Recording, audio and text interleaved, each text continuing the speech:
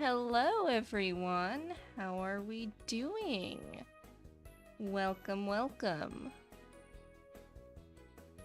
On this Tuesday evening. We gotta defend Mikako. She did nothing wrong. We'll see. We'll see about that. How are y'all?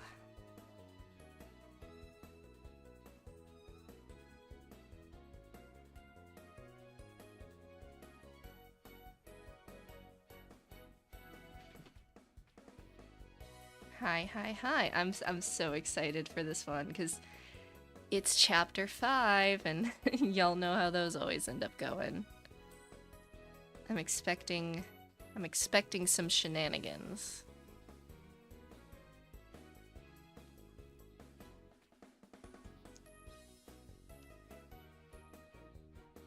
Ooh, eating shack shake. Sounds delicious. I'm good. Hanging in there. Had pretty nice weather today, so that was enjoyable. Hopefully less of an allergy flare. I kind of had one earlier, but I think it's died down now. Making pasta, can't go wrong with that. Exciting stuff. Alright, let's go ahead and move over to the tier list, of course.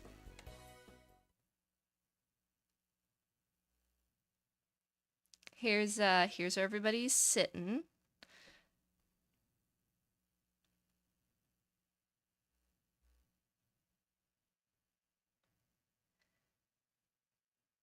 I don't think I'm gonna move anybody after, at least between yesterday and today. I don't think my opinions have changed enough to warrant movement of anybody.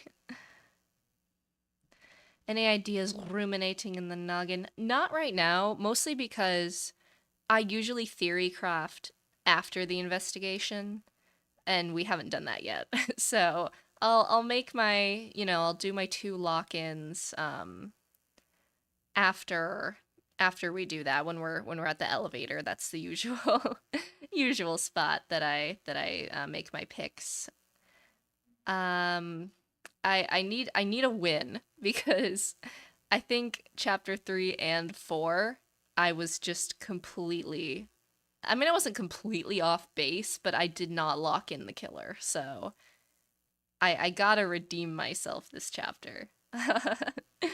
But yeah. I think with that refresher out of the way, we can go ahead and start. I'm eager to get that information and see where this goes after the events of yesterday's stream. Let me just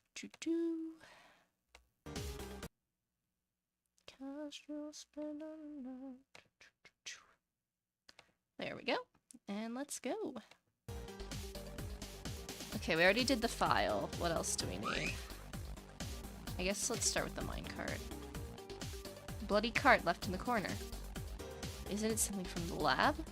Certainly was something we saw in the lab. In fact, it's bloody, so the body was probably moved, yeah.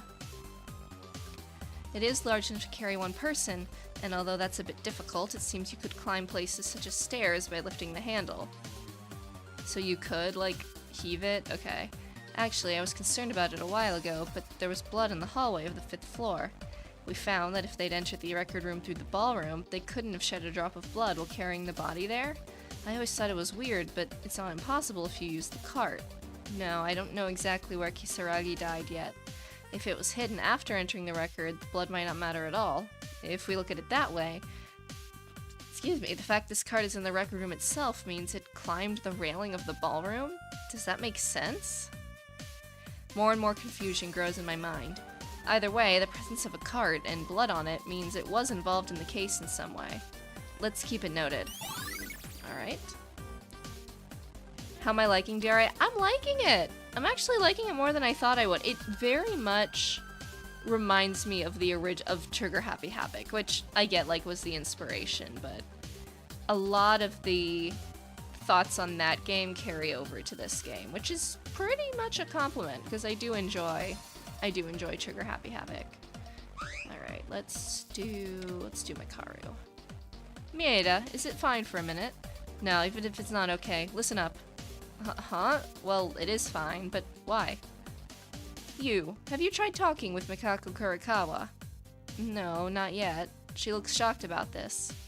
I'll be completely honest, I can't think of anyone other than Kurikawa as the culprit in this case, if we consider it from the perspective of the elimination method. That means she's probably innocent, but I don't know who else it could be. Maybe he, like, offed himself, but... because I can't see it being any of the, like, other 5. What? Wait a minute. Weren't you the one who said to investigate since we don't know this yet? As I said, this is only the elimination method. Of course we have to investigate. But look at this. The victim, Yamato Kisaragi, ran out to find Mikako Kurikawa while we were all together. And after that, we were together until that guy was found dead. It wasn't like this until we arrived at the 5th floor hallway that something had already happened. Until it happened. Teruya went to see Kinjo, and Akane went to check on the laboratory, right? I asked them, so it would be impossible to break up with us and commit the murder.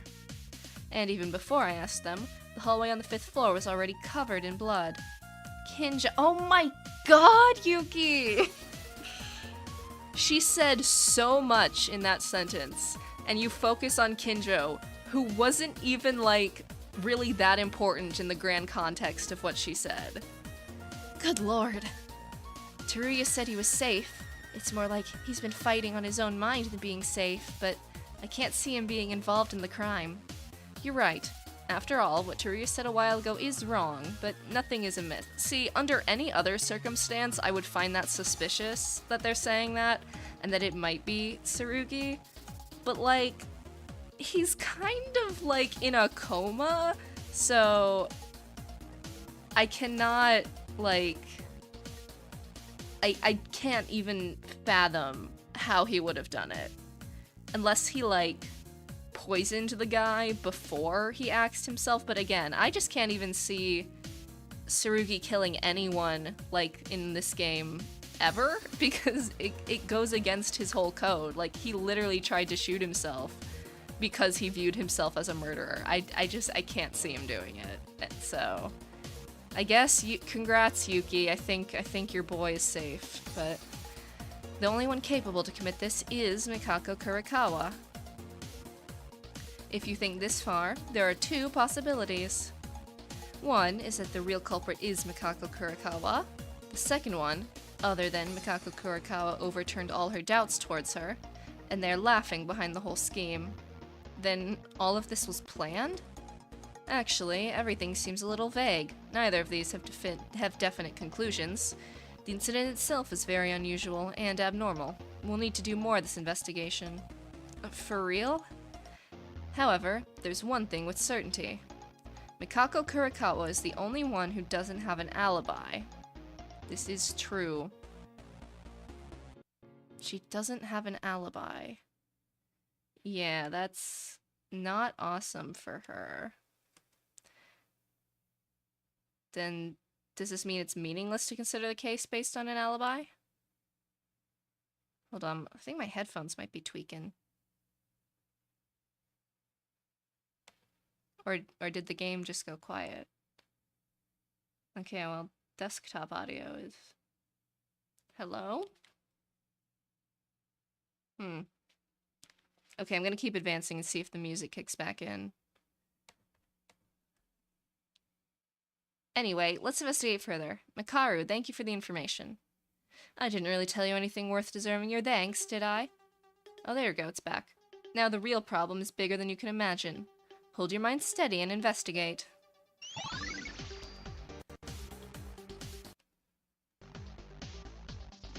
Okay. Okay, it did stop. It just seemed like a weird... Hello? Are we tweaking out? Okay, stream's running okay. Usually when I start having audio issues, it means the stream is struggling, but looks like the stream itself is fine, thank God. I don't know. I don't know what the situation there is, but... Oh well, I guess. Anyway, Akane. Hey, Mieda- Wow. Was not prepared to do her voice. Hey, Mieda-kun, I have something to tell you. Huh? Akane, did you find out something? No, rather than finding, I'll tell Ray-chan about it later. Do you remember? When Ray-chan asked me to go check out the lab? There were pieces, of flesh. Oh yeah, he definitely died in the lab then. Pieces of flesh? What are you talking about? I don't know. Okay, sorry, I'm gonna try disconnecting and reconnecting my headphones. I don't know if it's me or if it's the game, but...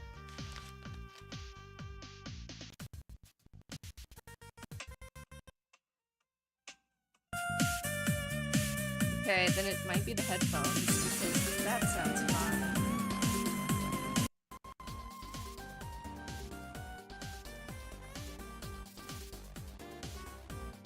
Okay.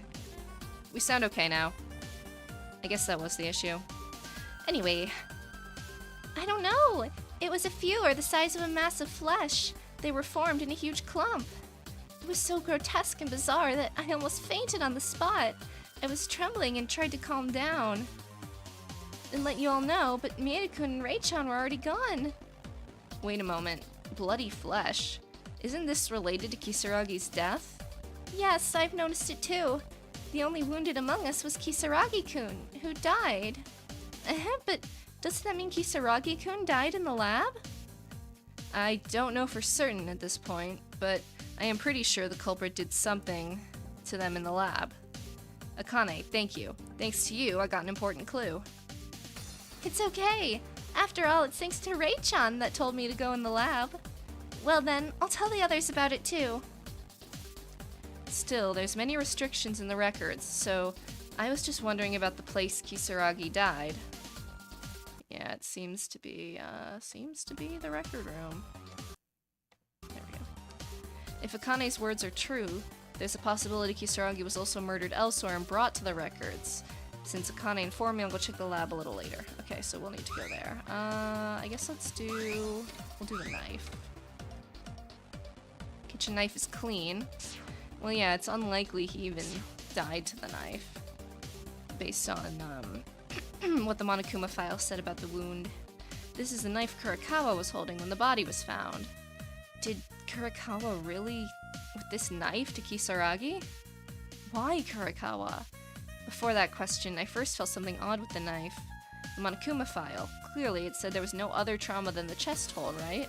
It was clearly written that way. Besides, just looking at the corpse in front of me, there were no traces of the use of a knife, and not just on the corpse. When I looked again, the knife itself was clean, without a drop of blood. Then, is this it? This knife is a distraction?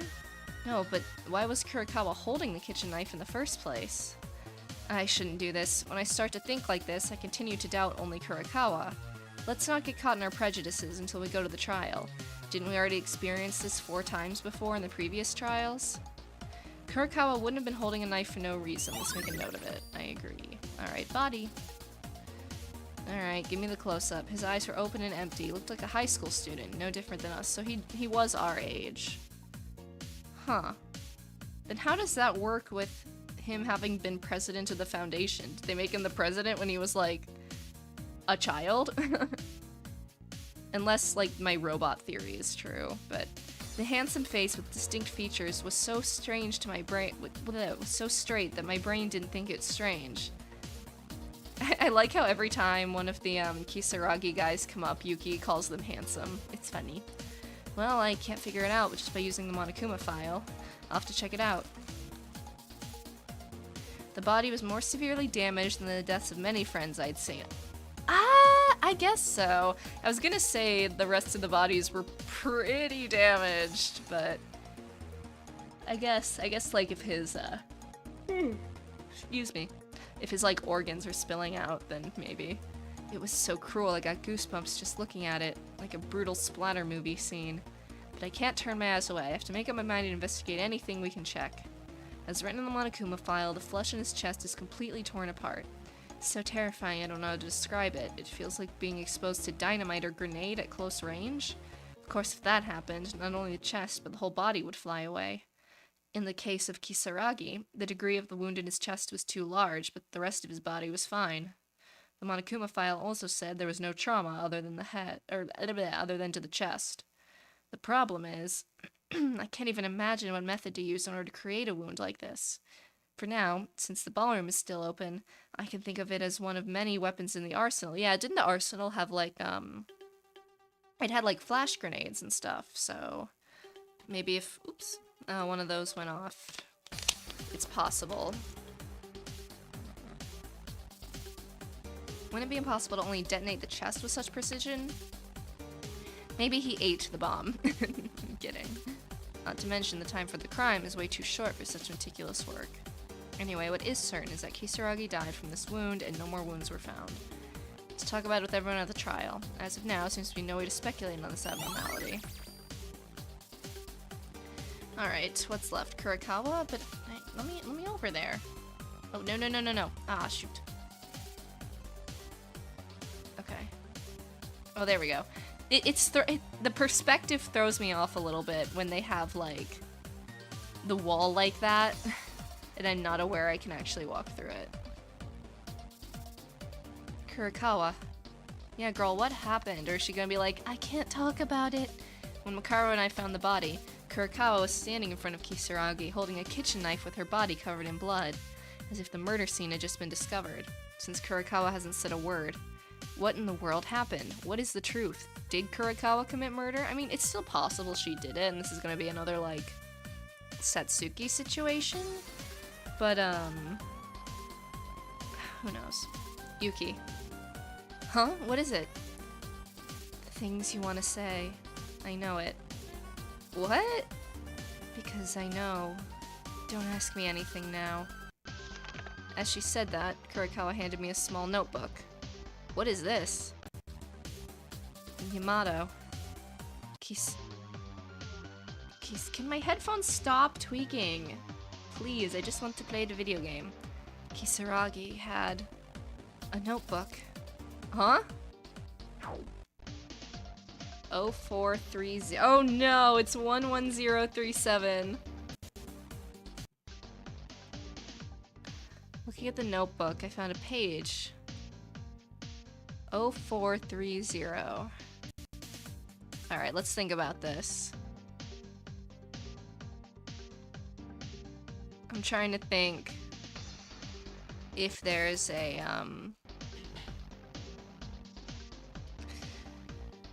Hold on, I'm gonna try reconnecting the headphones there once again, tweaking out on me a little bit here. Stop, I thought I muted you. Thank you.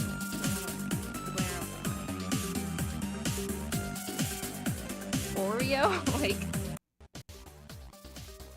O-E, maybe? H-O? I'm trying to think if I did it, like, backwards or upside down.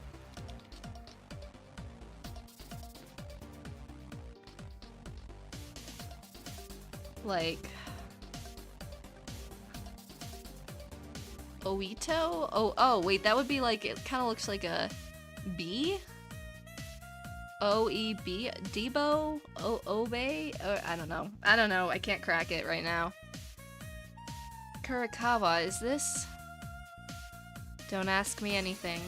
But Kurikawa, even when we found- Oh, it's the freaking password! I'm so stupid. Me trying to, like, decode and, like, pull a 4D chess when it's obviously the code to the room. Jeez Louise. Please, not now. Don't ask me. I know nothing. She's about to face a life-threatening class trial, and she was at the center of the case. Yet, she tries to push it back somehow. I couldn't take my heart away from Kurikawa's expression like that. Still, the number she gave me, no matter how much I think about it, if it's related somehow to the incident, then this is the password to the record. There you go. Kurikawa seemed to have left a great clue. I'll check the password a little more later. For now, let's continue the investigation. Okay, so we need to check the door, I guess, to the record room to see if the password works. And we'll need to check out the lab.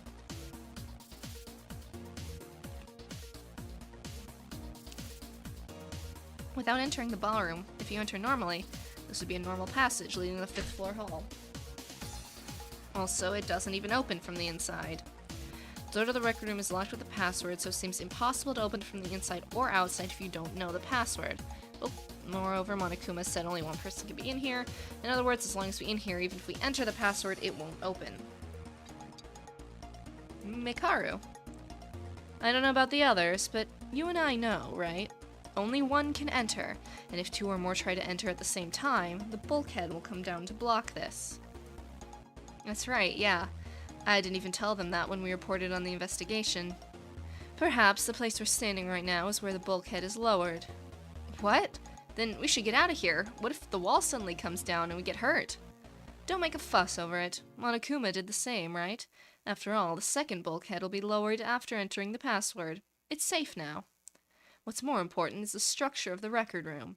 Only you can enter alone, because this fact itself could have a profound impact on the case. Is that so? Should we care this much about the door of the entrance to this room? Oh yeah, we should. I mean, we all don't know the password, and we can only access it through the ballroom. If it wasn't for the most likely suspect and victim, I wouldn't care. What? No big deal. Anyway, it's good to remember the rules of entering the records. 1. Only one person can enter the record room. 2. It won't open if someone is already inside. 3. If 2 or more enter at the same time, the bulkhead comes down. Remember this. You'll have to explain it to the others, too. That means you're asking me to explain it. Mikaru, can't you do it? Remember. Okay. We have access to the ballroom, so I thought the records was good with just that. If we listen to Mikaru, it seems the records will be a more important place than I thought. Let's keep it to memory. Yeah, let's go... Oh, hey, Teruya. Are you lore relevant? No. Okay. Yeah, let's go down. Oh, I guess... Can I... Okay, I can't go down. Tied well. Texture of the cloth is familiar? Okay. Don't break the cloth. Person who installed it is most likely the culprit. I think I've examined... To begin, the case is strange. Didn't feel the previous 4 cases to be normal, but this one felt foreign compared to the previous ones. Can't help but complain. Since Monokuma hasn't made the broadcast, there's still time. Go to the lab, yeah.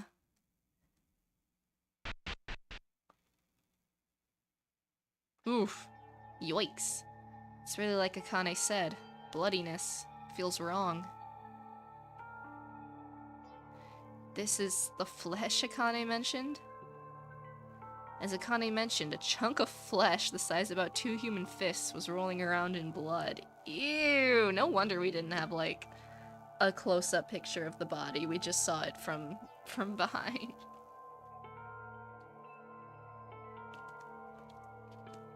It was so messed up I couldn't even tell what part of it was. But it looked like a piece of meat before being trimmed at the butcher shop. Ugh, it's terrible. I stopped thinking right now and just wanted to get out of here, but the chunk of flesh has something to do with it too. I have to investigate as far as I can.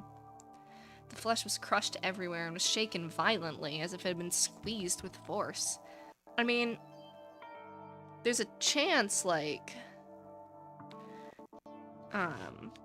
they used one of the morgue bodies to make things, like, you know? But, I don't know. Something like dust on it. Something like dust? Come on, audio. I don't know what that would be. Come to think of it, bloodstains in the hallway on the 5th floor were seen from the laboratory to the records.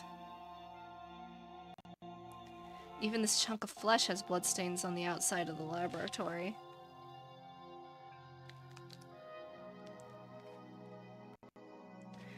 then the bloodstains in the hallway might not have flowed from the corpse itself, but from this piece of flesh that had fallen off. Why did the culprit do such a terrible thing? To disguise as if a corpse was moved. But it's too sloppy to do that. In the beginning, the archive where the body was found was too clean for a murder to take place. As I guessed while talking with Akane, Kisaragi might have actually been killed in the lab. That thought only grew more. There's something near this mass of flesh. Is there now? Ooh, is that a grenade? Is that what, you know, caused him to have his organs fall out? This is... what? It looks similar to the smoke grenade. Okay, so they definitely got that from the arsenal. Used in Haru's incident. A bomb? It can't be. The thing that killed Kisaragi was... sorry, but that's not it. Makaru, you were in the lab too? In what time? Hey, I just came and got a report from Akane about the lab. Isn't that why you're here too? That's true, but what's not it? Makaru, you know what the bomb is? Bomb, or rather, gas bomb. That's it. Actually, I should say it's an anesthetic gas that temporarily causes paralysis. Anesthetic gas? A kind of nerve gas. It's not harmful to the body. It's a bomb in the form of a gas grenade, so it looks like it was made for military purposes. But the gas itself is also used for medical purposes. I see. How do you know this? I'm not stupid. It's all written there, isn't it? Even if it is written, it's all in English. Well, I think I'll only get more insults if I say any more than this. Anyway, this anesthetic gas, it was used by the culprit, right? That's right. There are plenty of grenades like this in our arsenal. After disabling Kisaragi with this, did they manipulate the case to fit the trick? But I still can't figure it out. Well, that aside, it's time to go to the trial. Did you find it? Okay, short investigation. Well, vaguely. Looking at the state of the flesh, I guess the bloodstains in the hall didn't spread from the corpse itself, but from the piece of flesh. Don't we only have, like, 6 truth bullets? Like, we don't have testimony. We don't have... And you don't know why did they make such a hassle, don't you? Huh? Right, something is seriously wrong here. It's not a surprise, because I'm the same. Makaru, what were you looking at inside? I'm just checking to see if there's something that belongs to Yamato Kisaragi. Checking? Why? Think about it. The bodies of those who have died so far are kept in the laboratory, right? Isn't there a possibility it's a piece of... Me and Makaru! Same wavelength! Is a piece of flesh cut from there? Wait, you... Makaru, did you check the corpses? Huh. Fortunately, there were no traces of anyone touching them, so it's likely the piece of flesh belonged to Kisaragi Yamato. Not that. What about our dead friends? What? Do you want to sue me for checking a corpse? If we don't find out more about the truth, we ourselves will turn into corpses, won't we? That's... Save it. I don't have the luxury to talk to you, because we're arguing for nothing. I'm not in the mood to get angry. Makaru's conditioned from a while ago. As of now... You don't know either, right, Makaru? About this case? No, I think I've got a decisive factor. Seriously? You know who the killer is?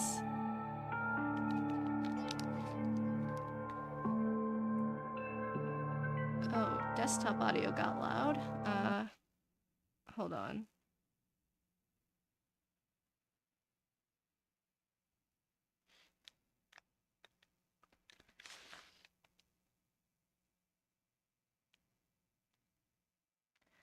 The headphones are not dead, so I don't know why they're giving me so much trouble.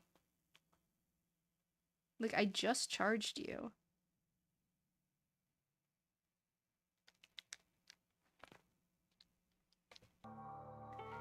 Seriously, you know who the killer is? What I should say is, I don't understand. I feel like I just found the answer without knowing the solution. I see. What are you talking about? Look closely at the next of the flesh there. Some letters are displayed. Letters? What is this? A dying message. Besides, this says Mikako? I assume this is Korean that I do not understand. Mikako Kurikawa? Maybe, isn't this it? Isn't it possible? Anyone who sees it is pointing at that woman. Such a decisive clue. Then the culprit is Kurikawa? Well, if you think about it normally, that's it. However, something is wrong. I think this is a frame job. Like, I think Monokuma, it's like how they wanted Kirigiri dead in the last chapter of Trigger Happy Havoc. I think they're trying to set up Kurikawa.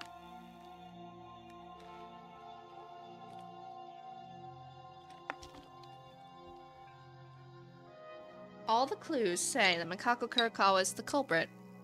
Fits perfectly. There's an unresolved problem to say that woman is the culprit. Now, even this dying message points to a name that's neither a password or a hint. You don't even need to process it. Common sense dictates if you're the culprit, then there's Yuki Mieda written at the scene. Would you leave it alone? Well, I would erase it. It's weird. It's so weird. Even if this is the correct answer, there's not one or two oddities. Damn it, a woman like me to fall for this. Alright, trial time. I guess we are going in with, like, 6 bullets. I'm expecting some shenaniganery. This might not end in a traditional sense, you know? This might end with nobody getting executed. What's up, Teruya? Teruya, what's wrong? Wait a minute, I have something to show you. What do you mean? We have to go to the courtroom. It's only just a minute. You have to go down to the first floor anyway. Just go to the dormitory for a moment. The dormitory? What's going on there? I decided to go to the dorm, following Teruya, who looked desperately different than usual. Where Teruya took us was... Oh, Mikako's room? Why is it open? Okay. Hey, this is Kurikawa's room, isn't it? Teruya, why in the world are you... Before the why, how comes first. You can't enter someone else's room without a key. How did you get into her room? No, I was trying to stop by my room for the last time, because I was afraid we might go to trial in advance. That's when I saw. Her room was wide open. The door was open? I excused myself into Kurikawa's room, come in for a while to find out what was going on. Found something surprising. Come this way. It's a charging station for her robot body. This bad. The sheet's missing, or that. Sorry, I'm so confirmation biased on that theory. No bed sheet. It's only hers. Why only Kurikawa's room? Because she used it as, yeah, the cloth hanging from the railing of the ballroom. So that was it. It was this bed sheet? What? Yeah, I noticed it too. Kurikawa's bed sheet was torn up and tied together. Wait, but then why was Kurikawa's sheet used? What else could it be? It's because she's the culprit. And this is not far-fetched, as it has been before. If this isn't solid evidence, then what the heck is? I mean, like, why would she leave her door wide open then? It's a setup. It's a setup. Evidence to be so open like this? This is no longer reasoning or being ignorant. This is really... Makaru? Hey! What are you guys doing? Didn't the announcement tell you to gather at the courtroom? Miss Akane and Miss Kurikawa are waiting for you. Yeah, we've been away too long. Seriously, I've seen you do this once or twice before. So you think you can be late now? Originally, it's just calling for a quick execution. Mieda, Teruya, let's go to the courtroom. We can't avoid a class trial. Okay.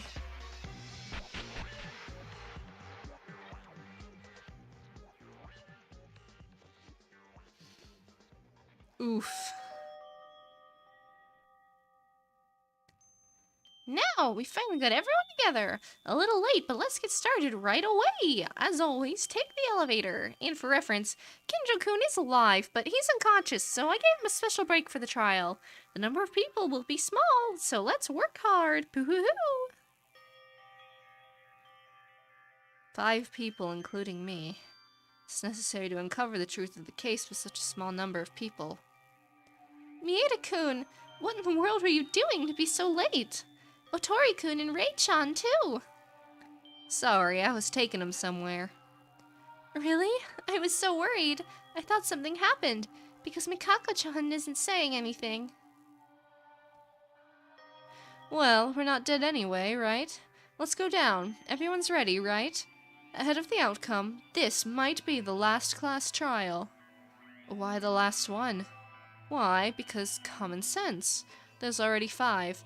Except for Kinjo, I can't see any hopeless people. So, when the class trial's over, there'll be only 4 people left. If the number of people is reduced up to that point, there'll be no murders or trials. The fewer the people, the more difficult it is to act. It does make sense, but that goes for when we pass this trial safely, right? Yes. Of the 5 of us, there's a culprit. Even for the others who have died so far, it cannot end here. That's all we need to know. Let's begin then. The final climax event. It might be the last class trial. Mikaru's last comment, who wasn't sure if it was filled with certainty, overlapped with the number of remaining survivors. It dug deeper into my chest. I also have to make up my own mind. Overcoming a life-threatening class trial. The school. No, to escape this building. To survive safely and to see my family again. Oh, your family might be cooked, Yuki. To find out the truth. Oh, okay. Why wouldn't they give us that earlier? Why give it a... Okay. Sure. So, okay. It is a few more truth bullets. Than just, like... Okay, I think we're up to, like, 10 now, which is a more... more workable amount. Alright. I guess first things first, let's take pics of our bullets. Oops.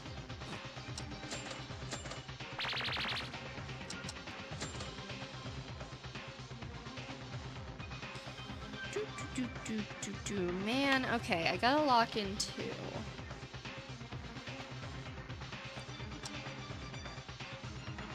I like, yeah, how they didn't draw the body, so they just overlaid a blood splatter over his sprite.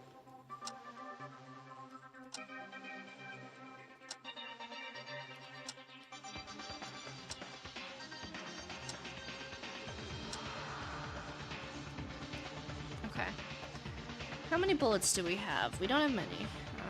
At least compared to the past.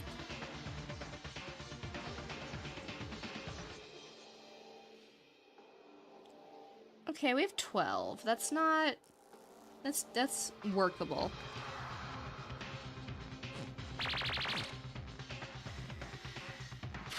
Okay. I think it's very likely that it's none of these 4, right? I cannot see it being Akane, Teruya, Kinjo, or Mikaru. Like... I just cannot see it being any of them. So, it could be Mikako, but it's so set up to the point where, like, even the people in the game are acknowledging that it's kind of a frame job. I still think she's more likely than the others, but I think it's either Mikako or it's like a suicide / mastermind interference thing where Mikako's being framed and it's somebody who is not currently a participant. It was either a suicide or like a Mukuro situation. So... yeah, I guess that's like kind of cheating, like... But that is my second lock-in, is that it is none of the currently alive people. That's my prevailing theory, that it's none of the currently alive people. but my other lock-in is Mikako Kurakawa. Okay? Okay. Let's do this.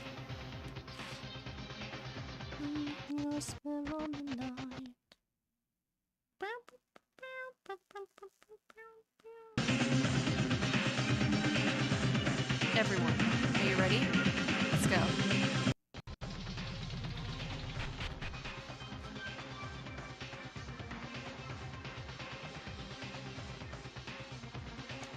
A silence so heavy that crushes us lingers in the elevator. Not only was it the tension that the class trial was about to begin, but it was also due to the insufficient number of people. Are you gonna bring up Kinjo again? Yeah, I can read this man like a book. Kinjo is still alive, but frankly, there's not much hope. No, just being alive is still hopeful thinking. Hikaru said it's highly likely that this will be the last class trial. I really wish it was, but due to the nature of class trials, 1 out of the 5 people will never be able to go back up this elevator again. Still, we have no other choice but to do it. Mieda-kun, did you say something? Nothing, just talking to myself. Yeah, we have to do it. Since the very first time Maki was murdered, this has been repeated over and over again. We have no choice. There's none. Nah, I don't agree with everything Yuki says and does. Like, I don't like Tsurugi as much as Yuki does. Yuki is way too forgiving of the shit Tsurugi pulls, but I can read him. The elevator stopped with a heavy sound, and we stepped into the class trial for a 5th time, craving for hope to survive.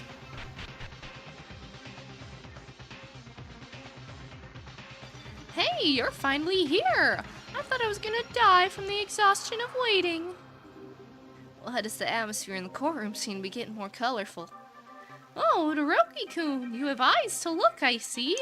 This time I designed it with special care. Doesn't it make your eyes glow? Ew. I don't know why that's so funny to me. She's just like, ew. I mean, real.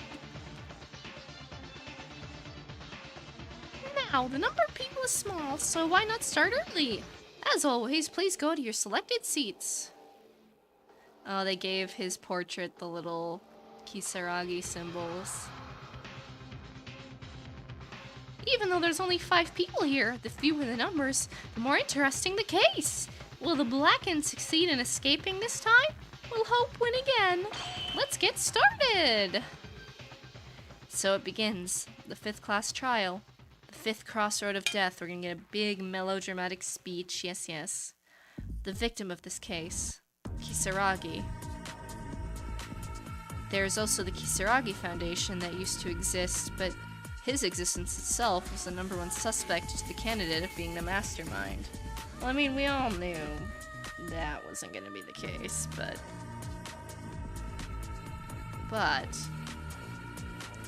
I was thinking differently about Kisaragi. His brain was weird. He couldn't communicate well. But no matter how you looked at him, he didn't look like a villain. If we had talked a little more, we might have known more about him. To think they would end up like this.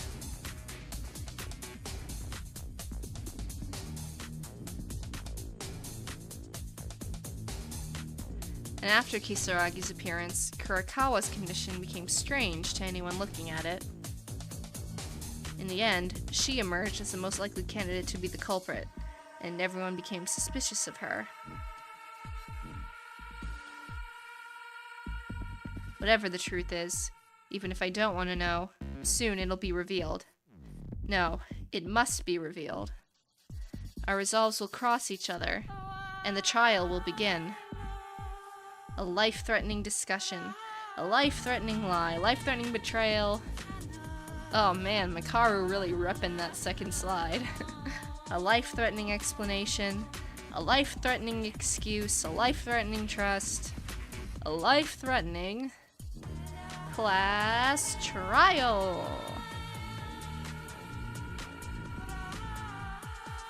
Yeah, nah, the music is definitely a vibe, I agree. Alright.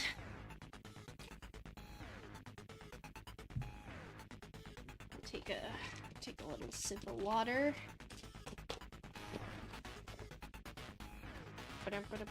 Was this made before or after UDG? Because I keep hearing people say, like, UDG music gets used in it, but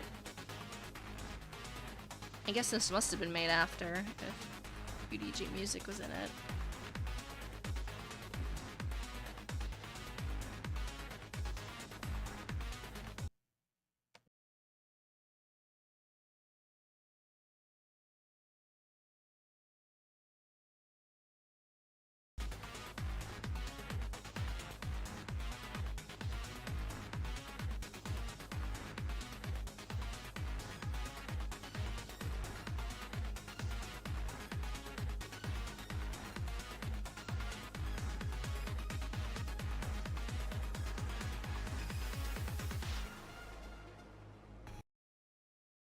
Sorry, I'm rifling around for something. Give me one quick second here before we hop in.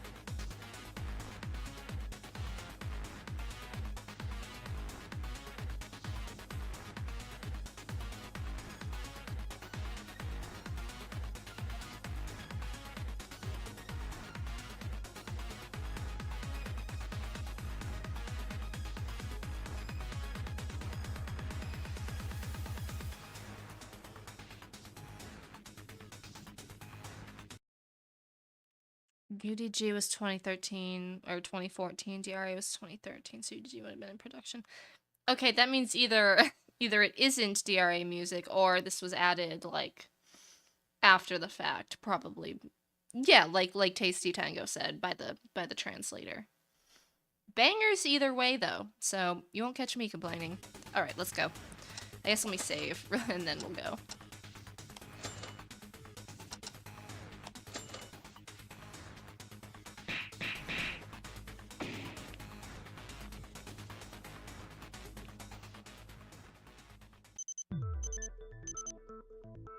Yeah, we know.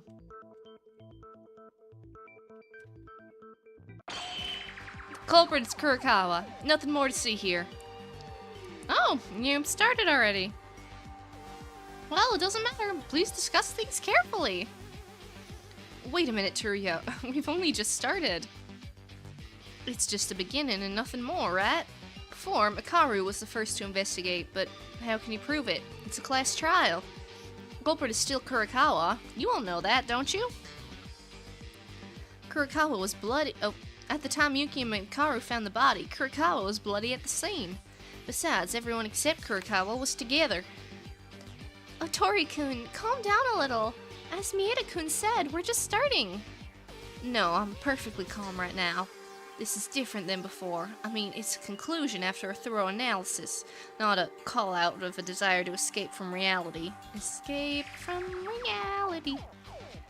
Of course, I also think Mikako-chan is the most suspicious, but... Oop. Calm your bullshit. It looks exactly the same as before, so stop, and let's begin the discussion. What do you mean? Isn't Kurokawa the culprit? Of course, I also see Kurokawa as the main suspect, but currently Teruya's being too forward. It's a requirement to have at least a discussion. For now, it'd be better to convince Teruya. Don't worry, I know how this goes.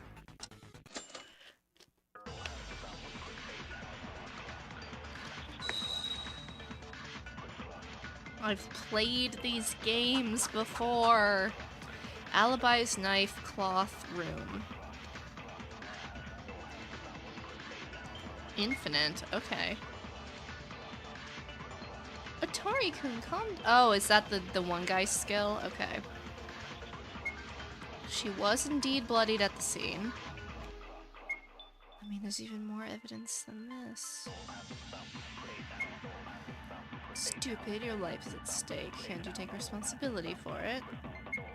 It's because you don't need to see it. There's more evidence you can't dismiss. Have you forgotten? Might be that she was holding a kitchen knife. This is true. If you're not a culprit, why are you holding a knife? Nope, wrong. Alright.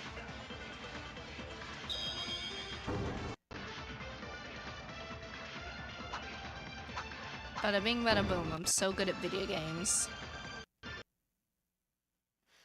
Teruya, just because she was holding a kitchen knife doesn't mean she's the culprit. What are you talking about?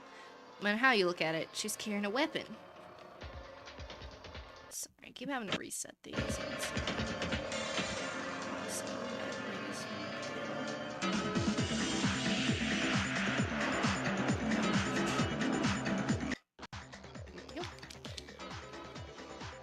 No matter how you look at it, she was carrying a weapon. I'm not sure you can even cook in there.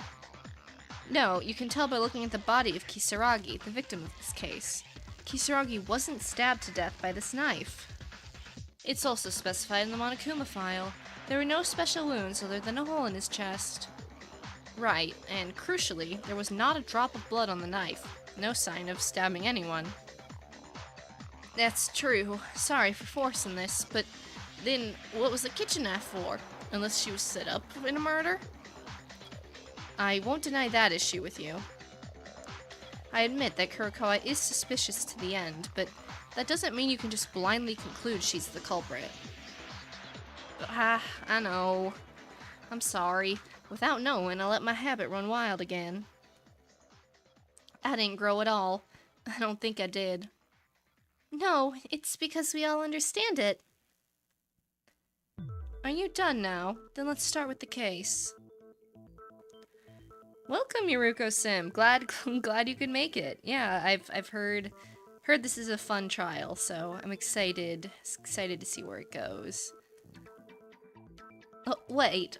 Are you okay for 1 minute before that? What else? Well, that thing. The one next to Monokuma. Okay, it's just a death portrait. He didn't have a podium, so... What is that? Why is Kisaragi's portrait over there? Oh, this? Well, don't mind it. I couldn't help it because there wasn't a seat space for him. A seat? Kisaragi-kun was originally a person who never entered a class trial room, so he had a reserved seat. Hey, don't talk about anything that has nothing to do with the trial. Come on, start the discussion right now. I mean, we started talking about them again and again. We can't help it. I'm not saying class trials are a top priority right now, since the case hasn't been sorted out, right? Let's get started. That's... okay. First, the victim of this case is Kisaragi. The incident happened this morning. Everyone was there except Mikako-chan.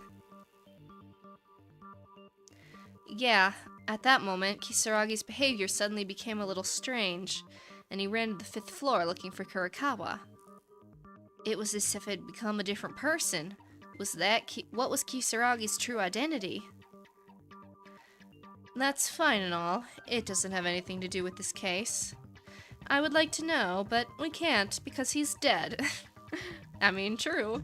So, let's just forget about it. In any case, we sensed something strange was happening and hurried to the 5th floor to chase after Kisaragi. Only then... The 5th floor was already bloody. Something already happened. At that time, Makaru gave instructions to me and Akane, didn't she? I was to go check on Kinjo and Akane to check out the bloodstains in the lab. Yeah, and besides Kinjo, we were able to get some crucial clues from the lab, including that there was nothing wrong with him. Crucial clues? What was in the lab? That's for later. Let's organize the case first. First, Mieta and I tried to enter the blood-stained record room, but we could not open the door. Sure enough, a password was required to enter. That's right. You told me when we were investigating the 5th floor.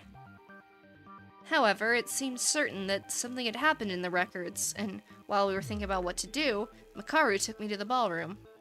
Surprisingly, the white cloth in the ballroom was connected to the 2nd floor, and the door you see when you hold the cloth and go up was directly connected to the back door of the record room. When Akane and I were about to enter the records, we were told to go back to the ballroom. Interesting. I wondered if the ballroom and records were connected somehow.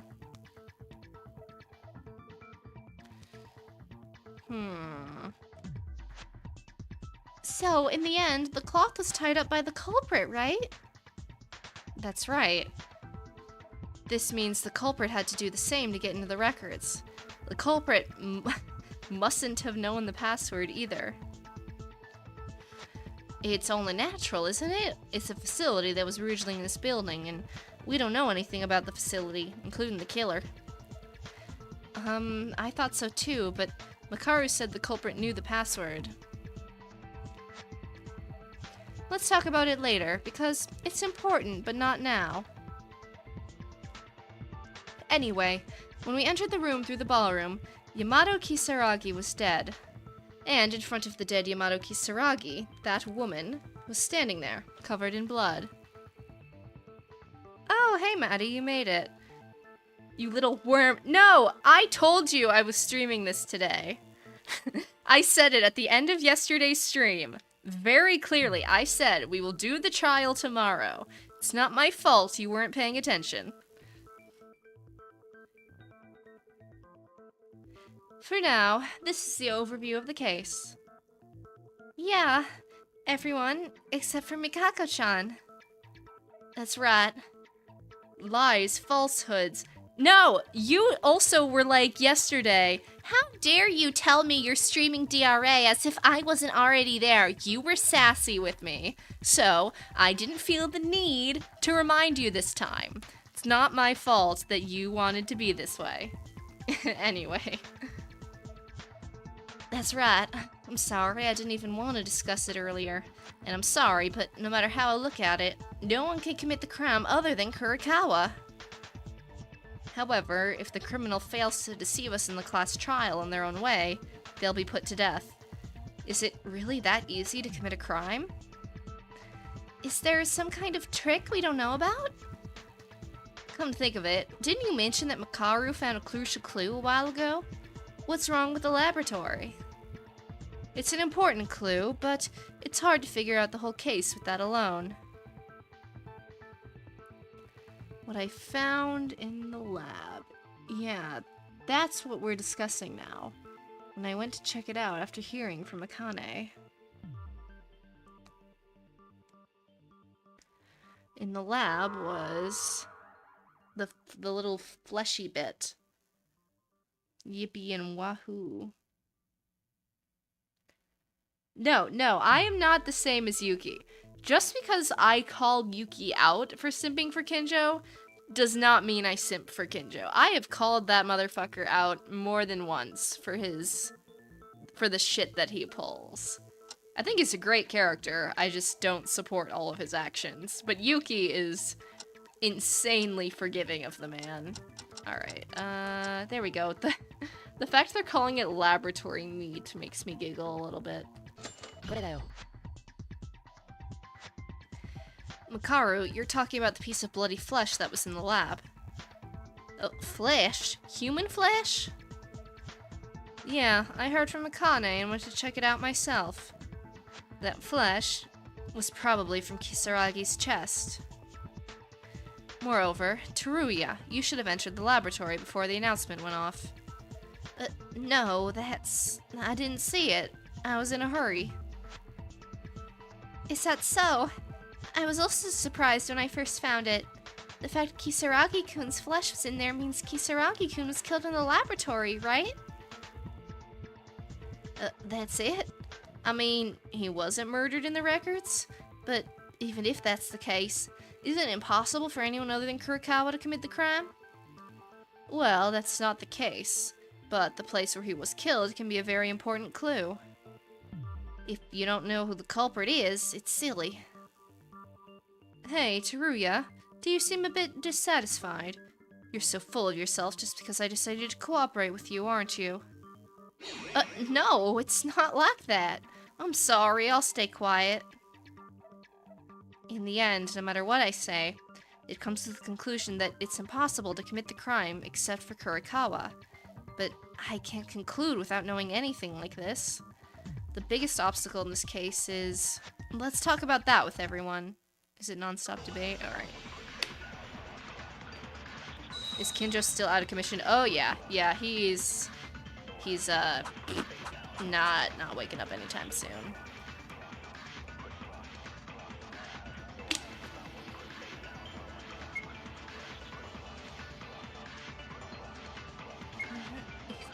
Even if, okay, it's hard to refute. That's probably not the one I need to refute, but maybe.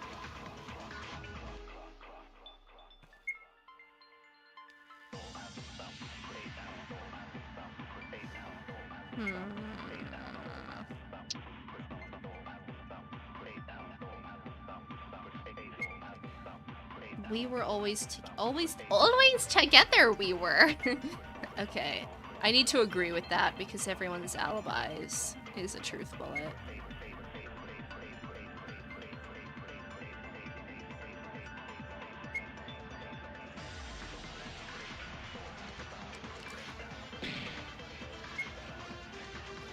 Alright, where is it? Where is it?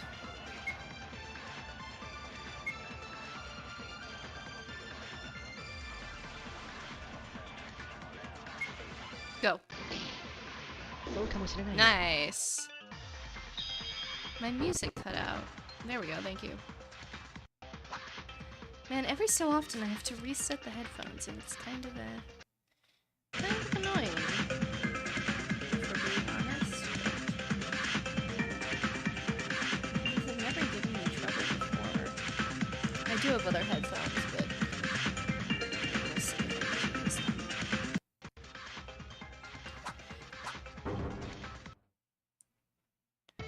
As Akane said, no matter what the clues are, it cannot be denied that we were together at the time of the incident. We'll have to work this out in order to see the truth. Wait a minute. Why is the story suddenly going toward the direction of, except for Kurikawa, there's a culprit among us? If the alibis are perfect, doesn't common sense say that Kurikawa's the culprit? Why is culprit Kurikawa gradually moving away from the suspect list?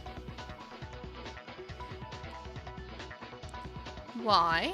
Because frankly, it's too easy if Mikako Kurikawa wins. It's almost like someone's trying to blame Mikako Kurikawa for the charges instead. Oh.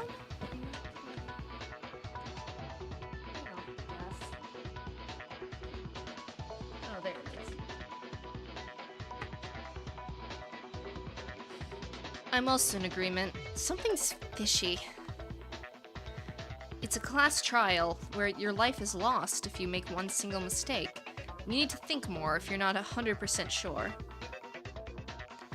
We're being too blunt. Aren't you just scared? Mieda, Makaru, normally you trusted the clues pointing to the culprit and gave the answer. What, are you afraid to be so careful this time? What are you afraid of? My bad. It's the alibis and the blood. Besides, there's even evidence about the bedsheet, so anyone can tell the culprit is...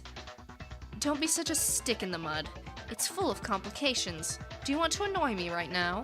Or what? Are you the killer? You can't do that. Don't joke like that. Hey, Tori-kun, just the bedsheet? What do you mean by that?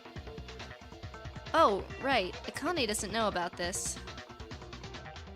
The bedsheets. Of course, that was the clue Teruya gave us at the end of the investigation. The place where Teruya took us was... I mean, her room, but I don't know why this is a truth bullet. Or, not a truth bullet. I don't know why they're asking me, but okay. Put it out. Seems kind of obvious. Just before the investigation was over, Teruya called Makaru and me in a hurry and took us somewhere. The place Teruya took us was Kurikawa's room. Mikako-chan's room? Yeah, I stopped by my room before the Before the trial started, I assume is what they're trying to say, and I was getting impatient. I noticed Kurokawa's room was wide open. So I looked inside for a moment. Kurokawa's room didn't have any bed sheets. Oh yeah, this is so a setup. What? You're surprised? Why would you be? And so suddenly. Huh? You haven't said anything. You just stood there still. What's this all of a sudden? Nothing. No. Well, we know the bedsheets are gone, but what does that mean? Akane, there was a white cloth hanging from the second floor of the ballroom. Do you think you've seen it somewhere? I think I saw... Ah! Maybe that cloth was the bedsheet from our private rooms? Yeah, it's probably the bedsheet from Kurokawa's room. But that's really conclusive evidence, isn't it? Like Mikako-chan's reaction a while ago. At this point, even I can't stop thinking of it now. No, I think it's more likely that Mikako Kurokawa is not the killer. Huh? Is there a reason? Fools, just think about it. Let's say the woman used her bedsheet and hung it up in the ballroom. Then, even if she hides that fact, she leaves the door wide open until time runs out. Don't you think that's weird? That may have been because the incident took place in such a short time. She may have forgotten it. Forget it. Besides, that's the only reason we have. When I briefly looked around her dormitory after chasing Yamato Kisaragi, and there was no sign that the door to Mikako Kurokawa's room was open. I didn't look closely, but the door from the dormitory to the school side and Kurokawa's room goes in a straight line, so you can see without getting close. As you said, you claimed the door was wide open, right? Actually, when I took you and Mieda, it was wide open. Yes, I saw it. It's like trying to show that the door was wide open. Wait a minute, then Kurokawa couldn't have opened the door? If she comes back and opens the door right after we chased Kisaragi, we would inevitably run into each other. So, that's what I'm saying.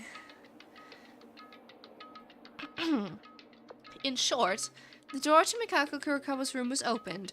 It sounds like it was one of us. Then, you mean that person is the culprit? Gonna have to dip midstream. Sorry, chat, defend Mikako in my honor. We will, don't you worry. Have a good one. Thanks for coming. That's very likely. Using Mikako Kurokawa's bedsheet for the crime, they intentionally left the door open, as if to show us. Isn't plausible if the goal is to cover up all the charges against Mikako Kurokawa? Actually, we kept doubting Kurokawa till the end. No, but it's just a pendulum. Even if there's another culprit in our midst, it's impossible to commit a crime other than Kurokawa on an alibi. That's, well... Hey, Mikako Kurokawa, would you care to join the discussion now?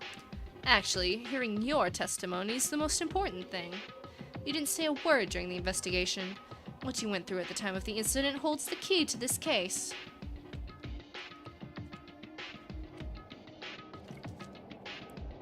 Sorry.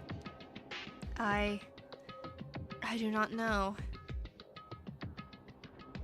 Mikako-chan! Damn it. Kurokawa. Are you the culprit?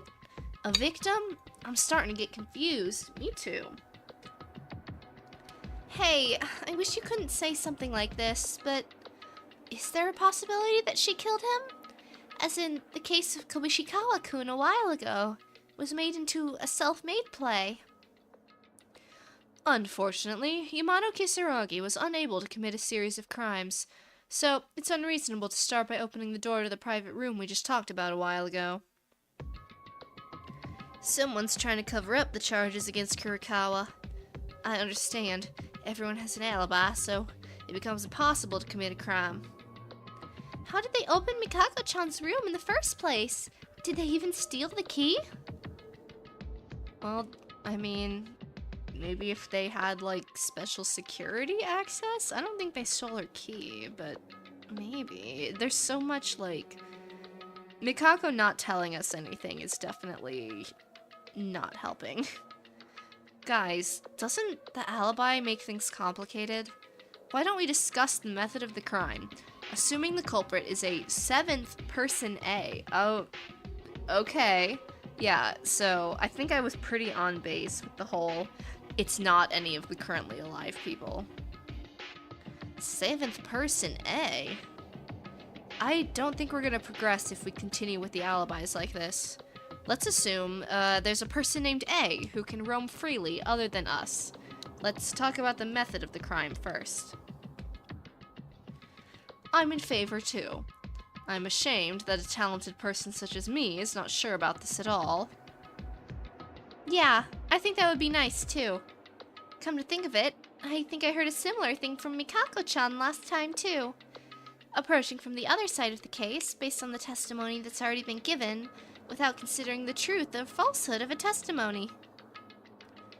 Did you remember all that? Yeah, we can't give up just because we're stuck in one place. Let's designate a hypothetical person who could commit the crime, and discuss the method of the crime, assuming that person's pattern. Alright, sure, Yuki.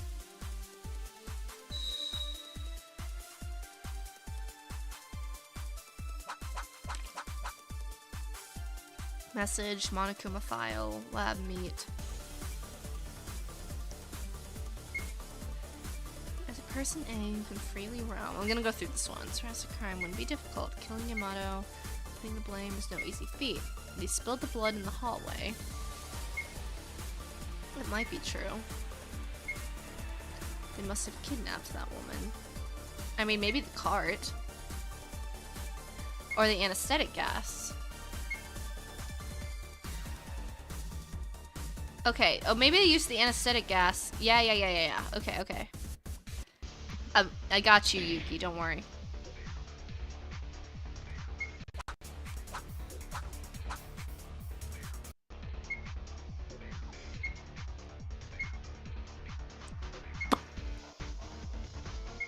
Come on, give it to me.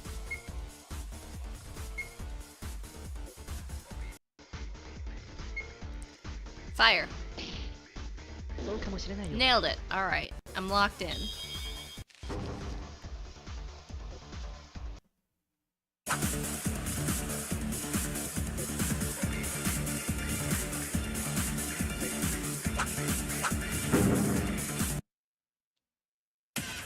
Makaru. By some means, I thought about it. Wouldn't it be possible if they used that? The anesthetic gas, I mean. Anesthetic? What's that? You don't know what an anesthetic is? Akane, didn't you see it when you went to the lab? A strange can, the same thing that was rolling around like last time. I heard it from Makaru and thought, it's gotta be the anesthetic gas. It sprays compressed anesthetic gas in the form of a grenade. If you're exposed to it, your body will temporarily become numb and your nerves will not function properly. Oh, what? Where'd they get such a dangerous thing? From the arsenal. Maybe it's from the arsenal in the ballroom? Because the arsenal was still open after all. Since Kinjo also brought a pistol from there. Jesus Christ. If you use that anesthetic gas, Kisaragi-kun, as well as Mikako-chan, could be neutralized. That's true. Still, Kisaragi went looking for Kurikawa, so there's a good chance they were together at that point. After immobilizing the two of them, Kisaragi is the axis, and if you make Kurikawa splash blood and stand in front of the corpse, in theory, it would be like this case.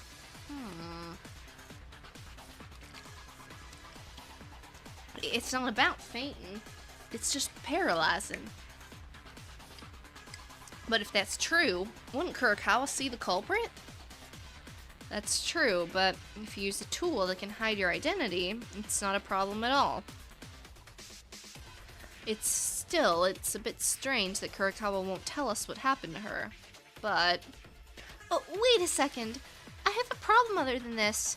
Once you use the anesthetic gas, you'll be moving 2 people from the laboratory to the record room, right? Even if there's only one, isn't it difficult to move 2 people all by yourself? They probably used the cart. I agree as well. Besides, in the short time before we came up, the anesthetic gas was used in the lab, which means 2 people who were in the lab were brought to the record room, just as mentioned. It's difficult to move 1 person, but it'd be a challenge to move 2 people in a short time. But it wouldn't be impossible. There must be a culprit to move 2 people at once. The proof is... Where's my cart? There we go. Bam.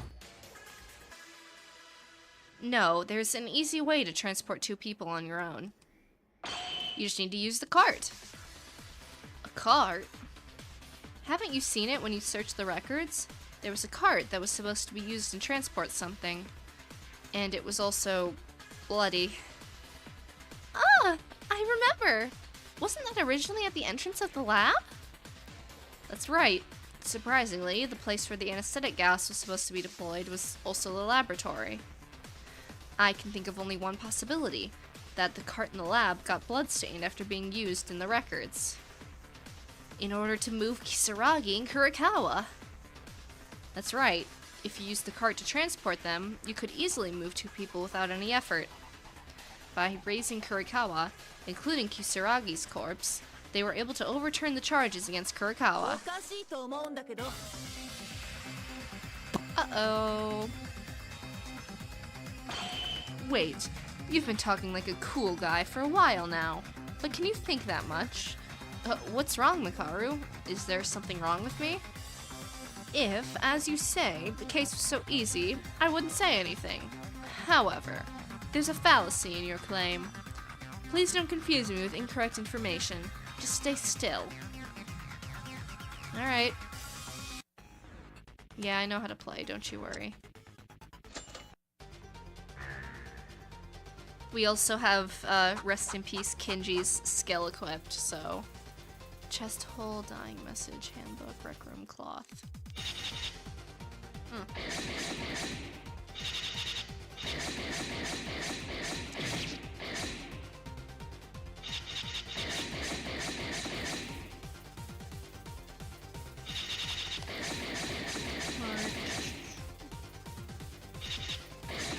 The record won't open unless you know the password. I could maybe counter that because he had the notebook.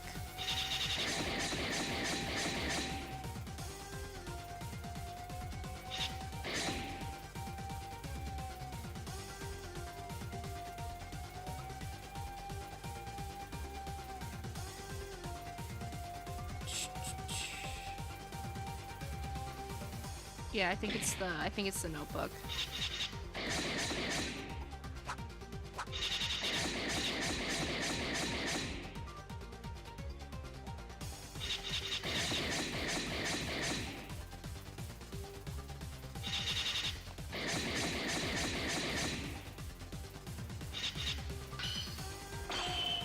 All right, perfect.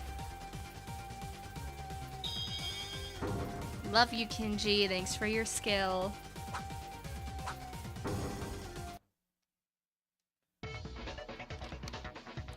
Wait, Makaru. What if it wasn't actually like that? What? Take a look at this. Do you know what this is? I'm shocked we didn't, like, at least try and input that password to see if it was actually the password, but... 0430? What is this number? Moreover, this is bloody, right? You don't mean... That's right. It's the password to the records. What? Mieda, did you know the password? No, I'm still not sure. We haven't been able to check if it's the real password for the records, but I think the chances are high. Where did you find it? When I was investigating, Kurikawa gave it to me.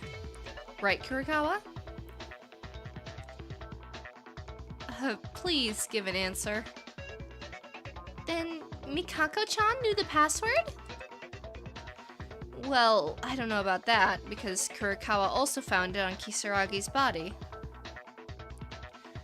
Then there's the possibility the culprit also got the password from Kisaragi. That's right. If you could go in and out of the records through the front door, wouldn't it be easy to transport 2 people by cart from the lab to the records? That's incredible, Mieda-kun! It seems the method of the crime has finally been grasped. So, now, if we only can identify the criminal... Is that really true? Eh? What do you mean, Makaru? I kept thinking it was suspicious, but I'm getting more and more suspicious now. What are you talking about? Well, it's true the culprit is talking about someone. Yuki Mieda? That's you. What? Huh?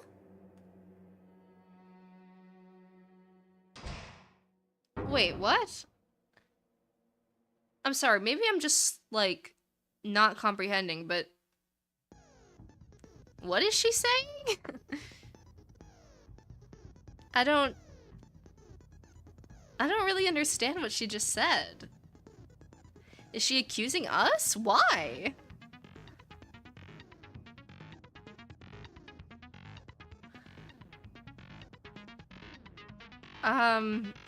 I guess. I mean... But, like, we were with everybody. We're not any more suspicious than anybody else, right?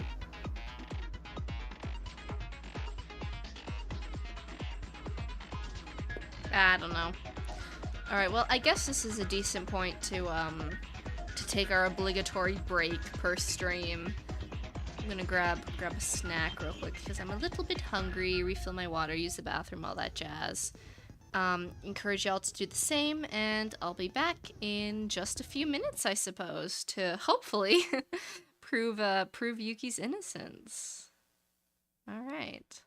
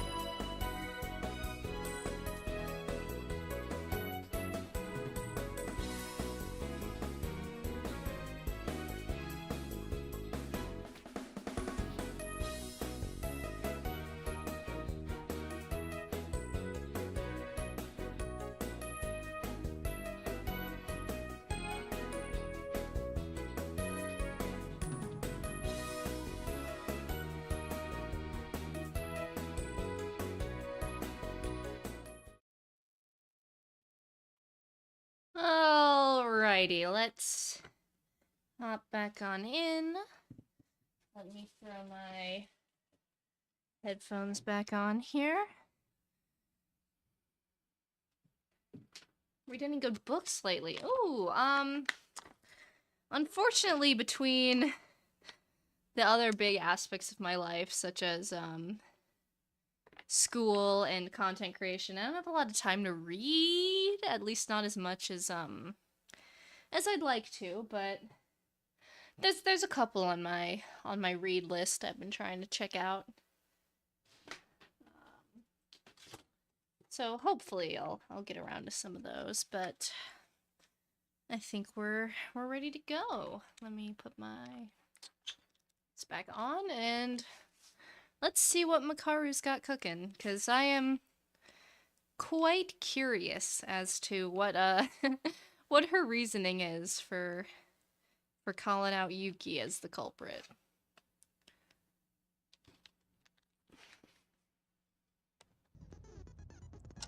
Yeah, let's save. That would be ideal. Hello?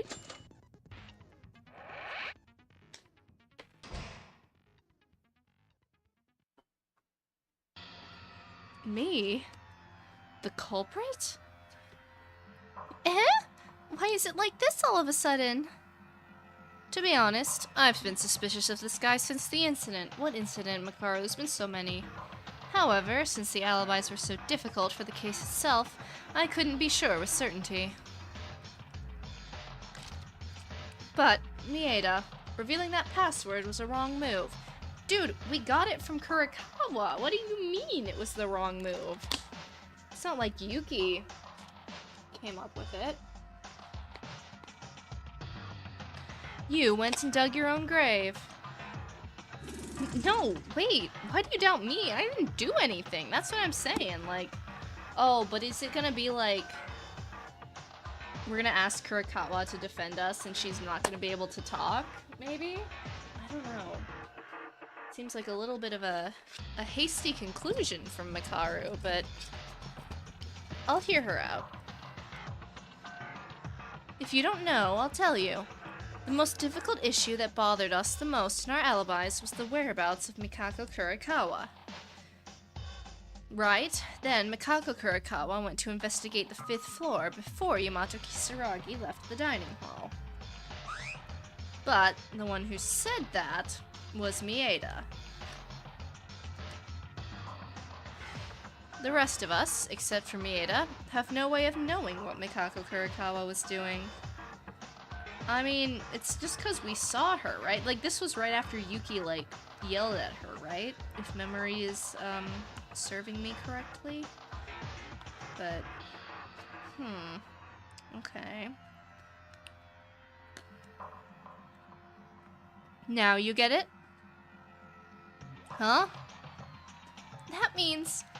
You mean Mieda-kun lied? What? What are you talking about? There's no evidence. If you're the killer, you can manipulate Mikako Kurikawa's whereabouts to your liking. For example, you may have lured Yamato Kisaragi to the 5th floor by falsely claiming that she went to the 5th floor. But instead, Mikako Kurikawa might have been caught in another place. We didn't even talk to him. Why would I do that? There's no benefit. Then what's the notebook with a password on it? You got it from Mikako Kurikawa. Don't you think that's too convenient? If it was handed over to you during the investigation, why didn't you say anything? I don't know. I just told you the truth. Why are we getting on Yuki's case now? Like, we only ever reveal information when it's relevant. I don't know. I guess I'm just not following why Yuki's so suspicious now all of a sudden.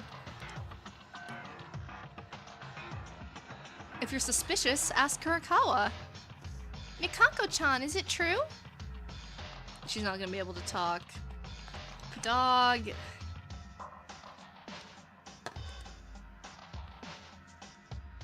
Are you avoiding our eyes? Kurikawa? Either way, there is something else that you're suspicious about. Oh god, okay, what is it? When we all followed Kisaragi to the 5th floor, you were the last one to arrive. So what? In other words, even if we've been together all this time, when you finally arrive on the 5th floor, your alibi disappeared for a very short time. I'm sorry, maybe it's just me, but I am not understanding her logic at all. Yes, to give a proper example, it would be possible to go into Kurikawa's private room from the dormitory in the meantime, install the rope in the ballroom, leave the door open, and so on. The whereabouts of the key will need to be discussed in more detail, of course. Hold on a minute. Isn't it strange that sheets were hung on the ballroom back then? By the time we got to the 5th floor, it was already after the incident, right?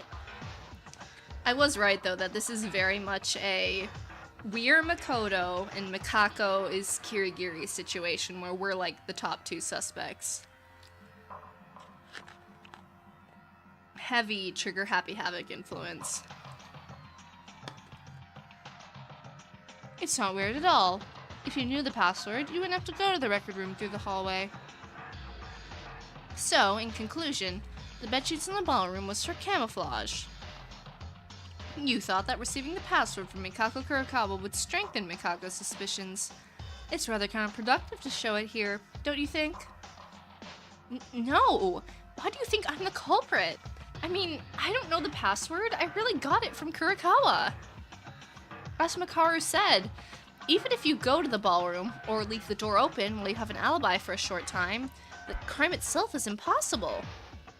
Because the incident had already happened when we arrived on the 5th floor. Makaru, Mieda's right. No matter how much you prepare to commit a crime, the person who killed in the end becomes the blackened. Uh-oh, no. I need this to not go black for me. That would be ideal.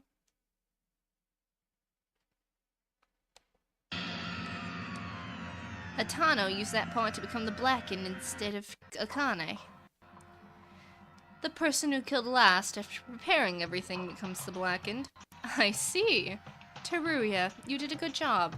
This could also be the reason Mieda is a suspect in reverse. What do you mean? Simply put, they may be accomplices. Oh. Mieda, who did the finishing blow to Kisaragi directly, and Mikako Kurikawa, an accomplice. If it was an accomplice, why did we need to paralyze her? Because we already established that happened, right? I don't know, I'm really not following this logic at all.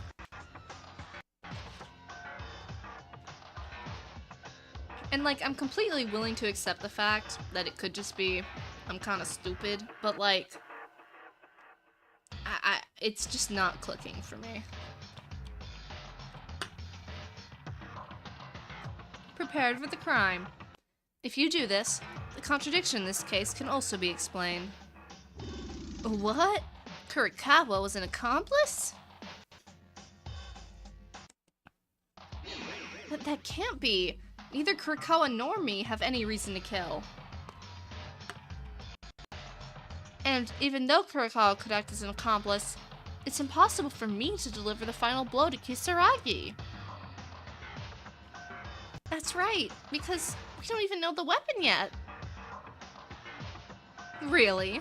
There's no law saying you have to be there in order to deliver the final strike. It was the same act with the science lab. Sorry, I gotta fix these headphones again.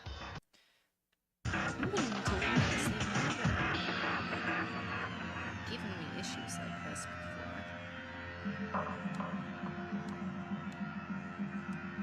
When Uehara killed Inori, isn't it?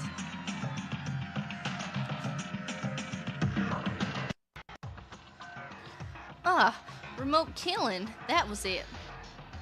Yamato Kisaragi's corpse had no ordinary wound. The huge hole was enough to pierce the entire body. Most likely, the weapon was a bomb. And bombs are relatively optimal for remote killing. There isn't a single reason for the perpetrator to face the victim. I sound quiet. Okay, hang on, I'm checking. Okay, yeah, I was gonna say my mic levels look fine, but... Alright, anywho. No way! Mieda-kun is the culprit? But there's no contradiction in Makaru's words. Well, we're gonna find a contradiction. I'm the culprit? How did this happen?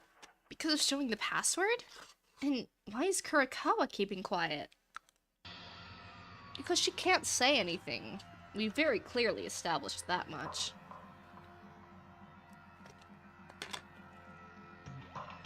It'll be difficult if this goes on. I'm not the culprit. If they vote for me like this, everyone will die because of an incorrect answer.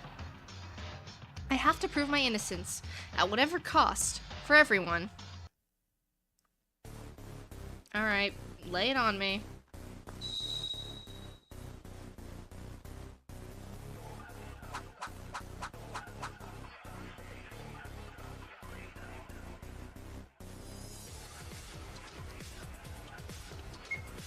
Oh, this is a long, non-stop debate.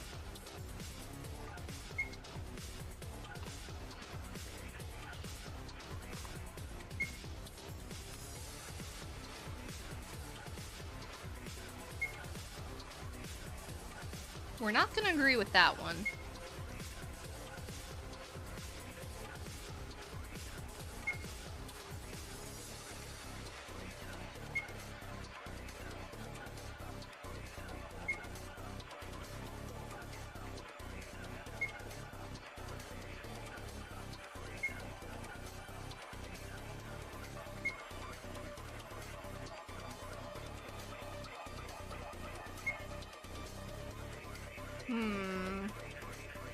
That might be wrong.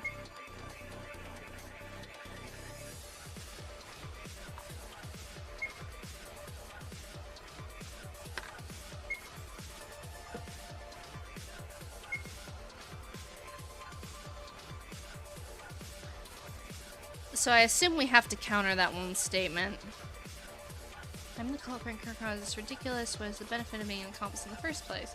But I have to convince everyone somehow. There must be facts I know that the others don't. Okay.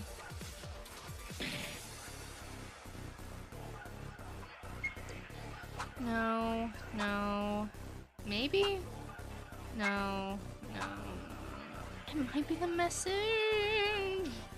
I don't know. I gotta look again.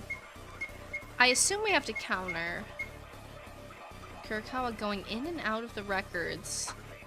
Oh, because the record room only let one person in, right? Why can't I change bullets? Hello?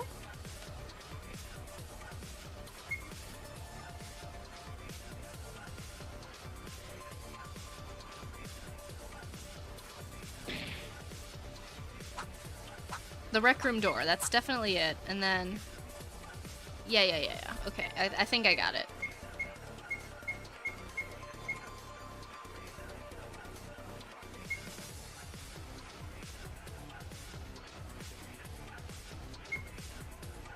Fire. Nailed it. I'm so good at video games.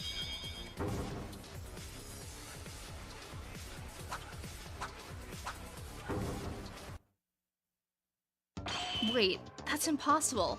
It makes no sense to commit the crime into the records. Yeah, what do you mean?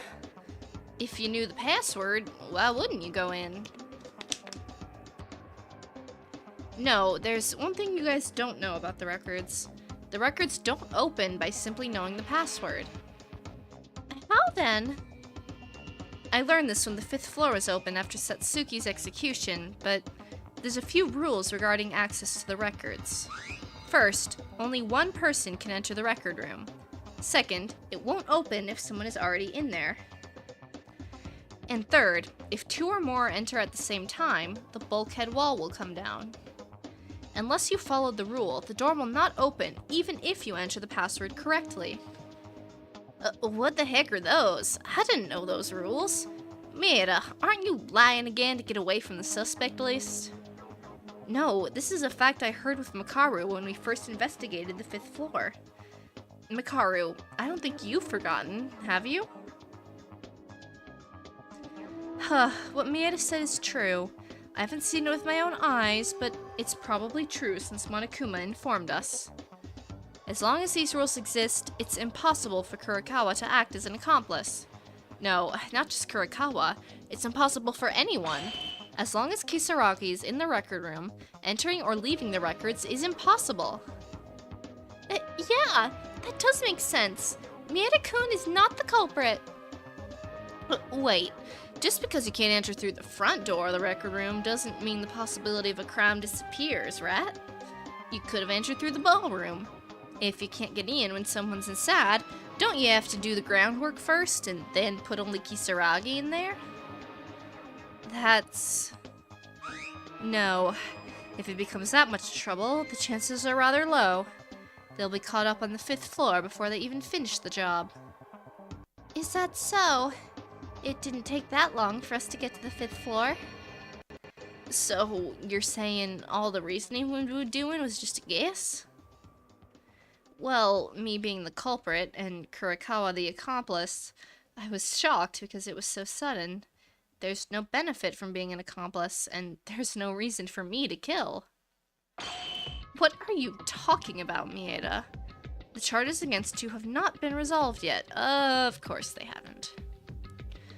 What? I obviously heard about the records with you, but I think you forgot one important detail. Oh, do tell, Makaru. I'm just so excited to find out. Do you not remember? When we were given the explanation, Monokuma made it clear.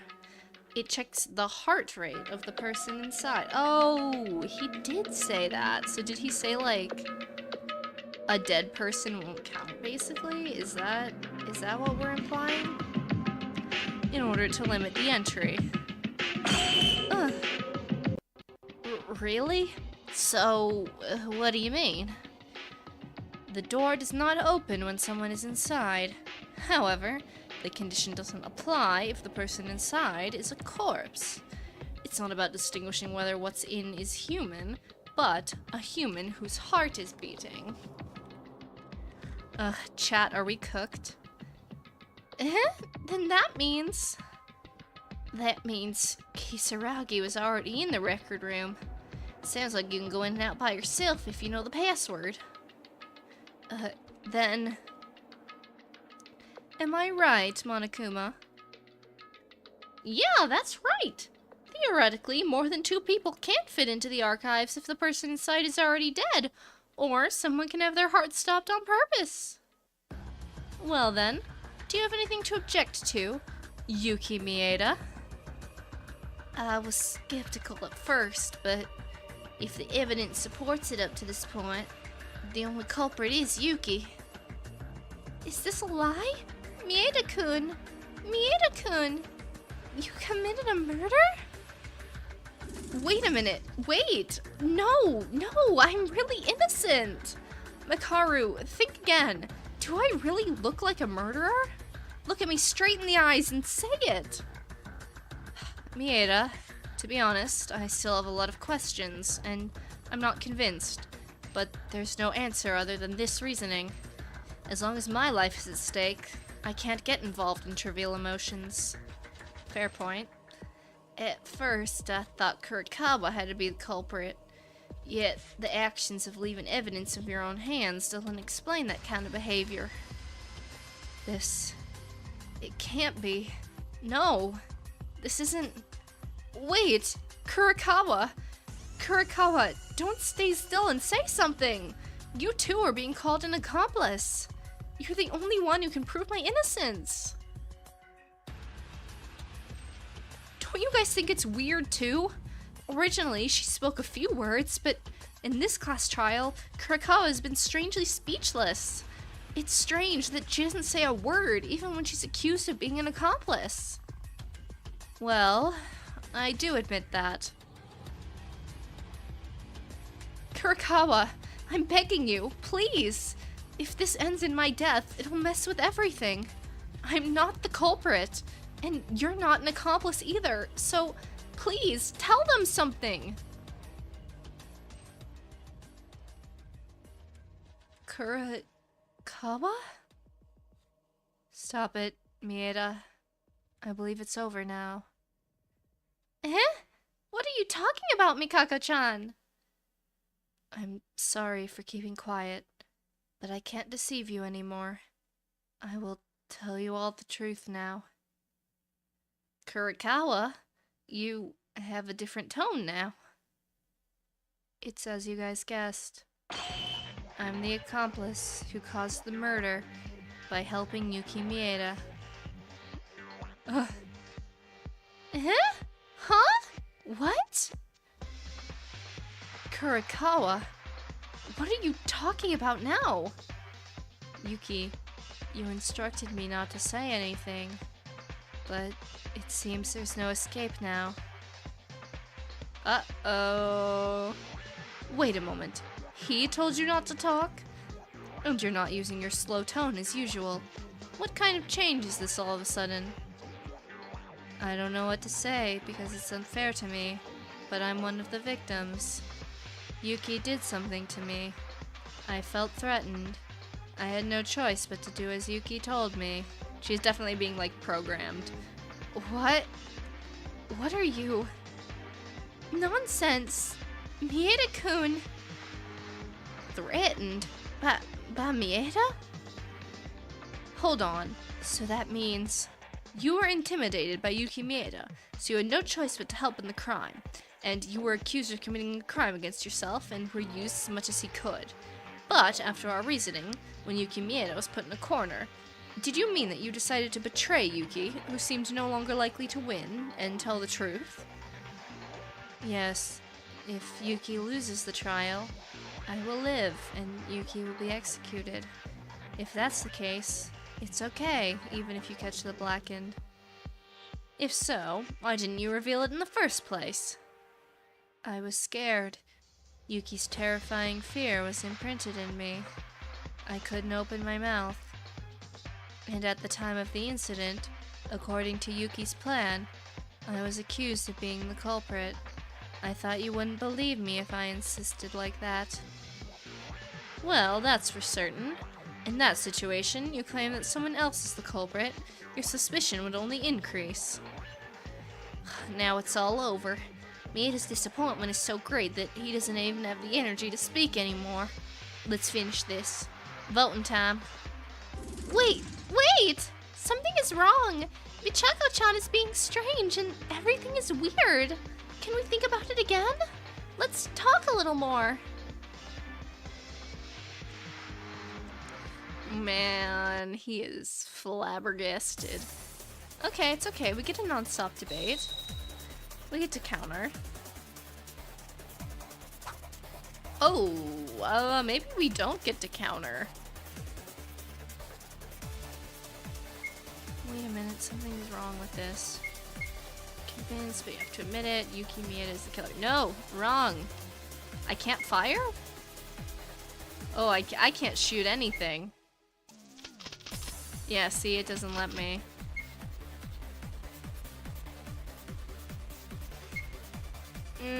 This isn't great, but Akane believes in us. I guess that's something. This is the truth. No, it ain't, girl.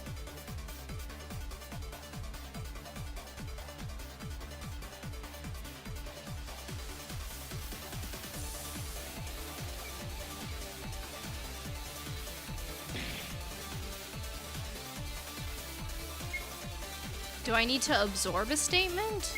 That's the only thing I can think of, because, like, I don't have a truth bullet, but I don't want to absorb that one.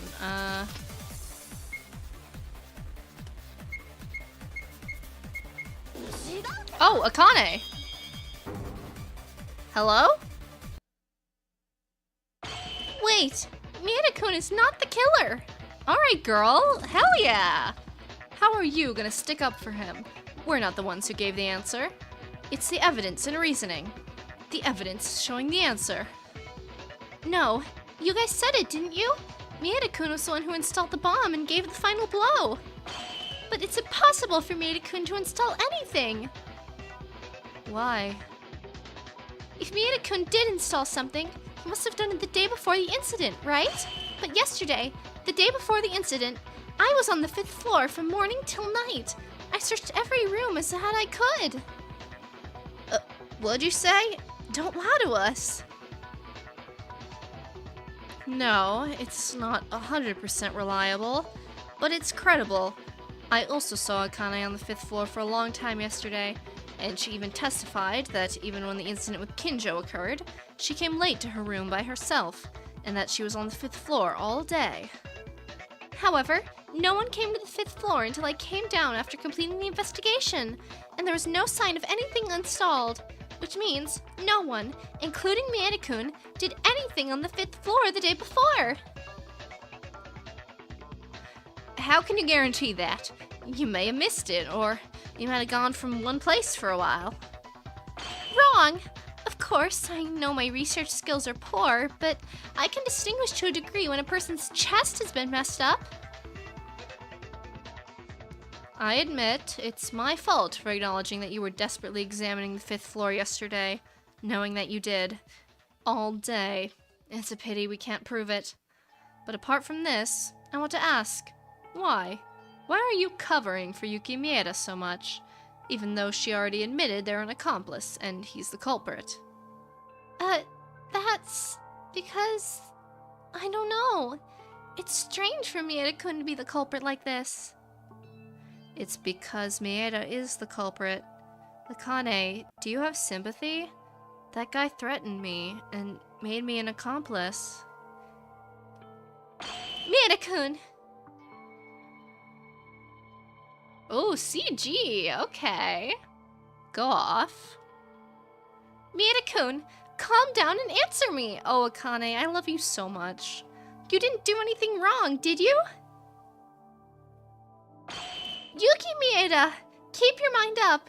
Calm down and look into my eyes. You didn't do anything wrong.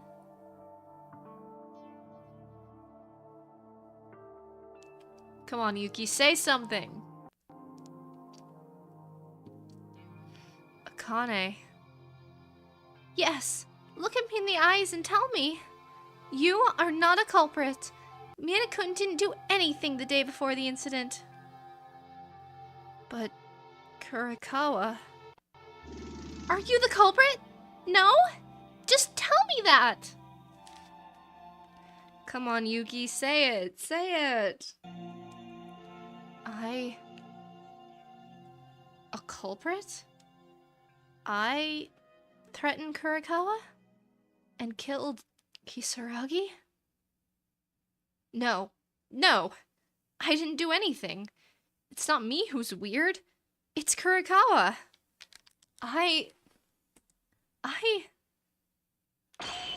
I'm not the culprit. Mieda-kun! There is something weird. I swear, I didn't do anything. It's not me who's suspicious. It's Kurikawa. What's going on? As Akane testified, I have no memory of installing anything on the 5th floor, nor of threatening Kurikawa. But it's also true Kurikawa said she was going to the 5th floor before breakfast this morning. Unless he was killed by some kind of remote method. At this point, even Mieda could not commit the crime. That's right! Mieda-kun is not the culprit! On the contrary, Mikako-chan, who suddenly gave us a strange testimony with such a frightening face, it's very suspicious! I think one of them must be lying. But who would that be? Akane, I'm sorry. Thanks to you, I woke up. It's all thanks to you. It's no big deal. No need to apologize. That's ugly, Mieda. Do you even want to kill us and go outside too? What? Because of your usual behavior, the others took care of you and defended you. I hope you like that. But I'm not succumbing to your threats. I'll uncover the truth with everyone and execute you. What? Why are you doing this, Mikako-chan? Akane, as you said, it looks like Mieda didn't do anything the day before, but it was at nighttime that he placed the bomb on the 5th floor. What?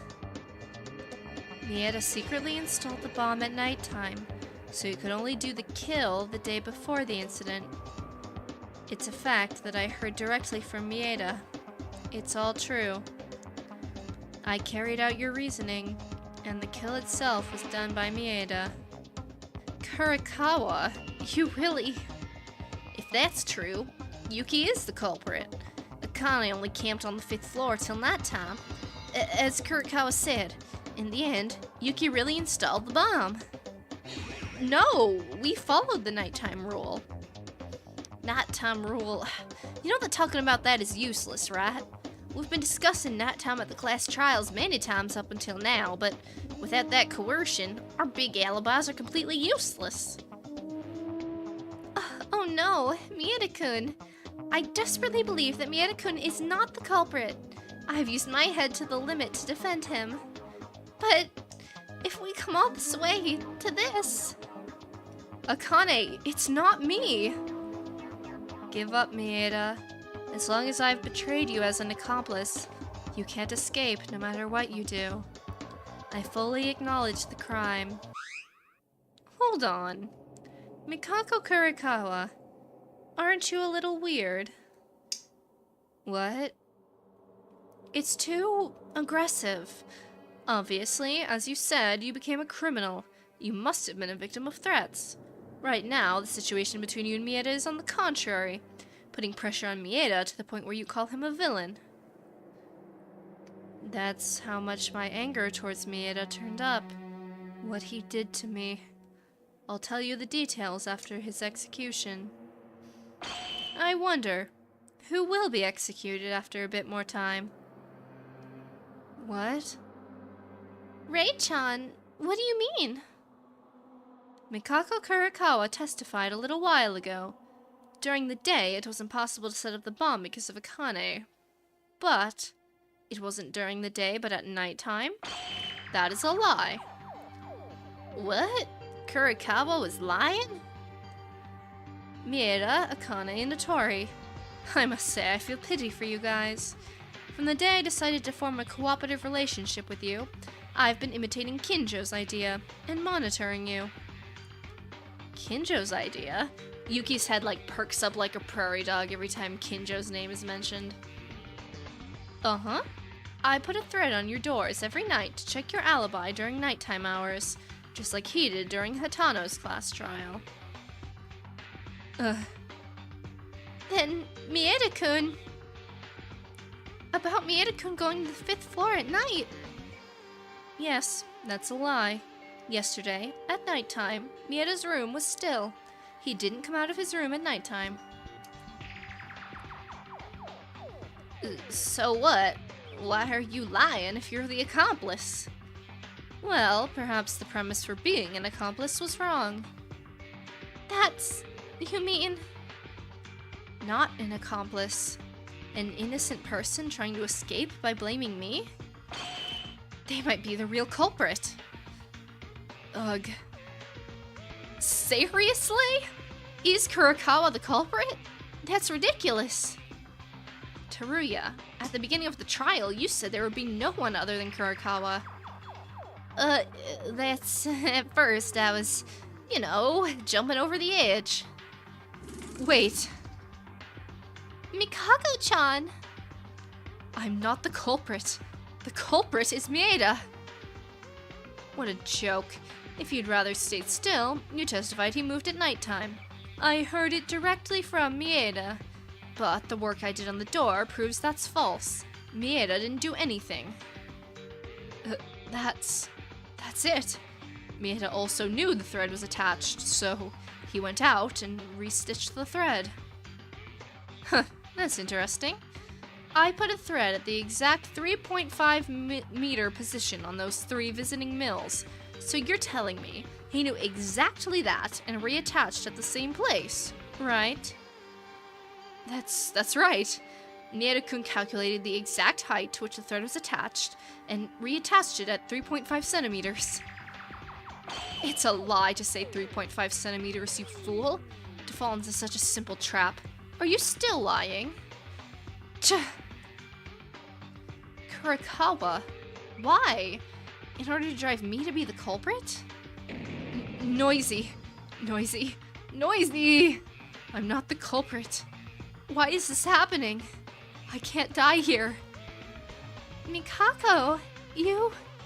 Is this the Kurikawa Mikako we know? No. I can't be the culprit. Stop, please. Stop asking me. Kurikawa. I'm not the killer. Oh man, well, it's not looking good for you, girlie, if I'm being honest. I'm not the culprit. I'm not the culprit. I'm not the culprit!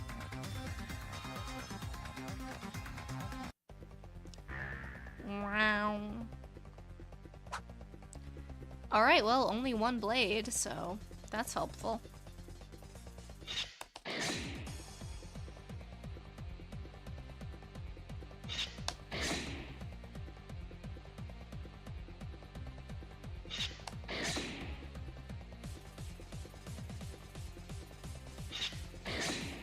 We get it, girlie, you're not the killer. Excuse me.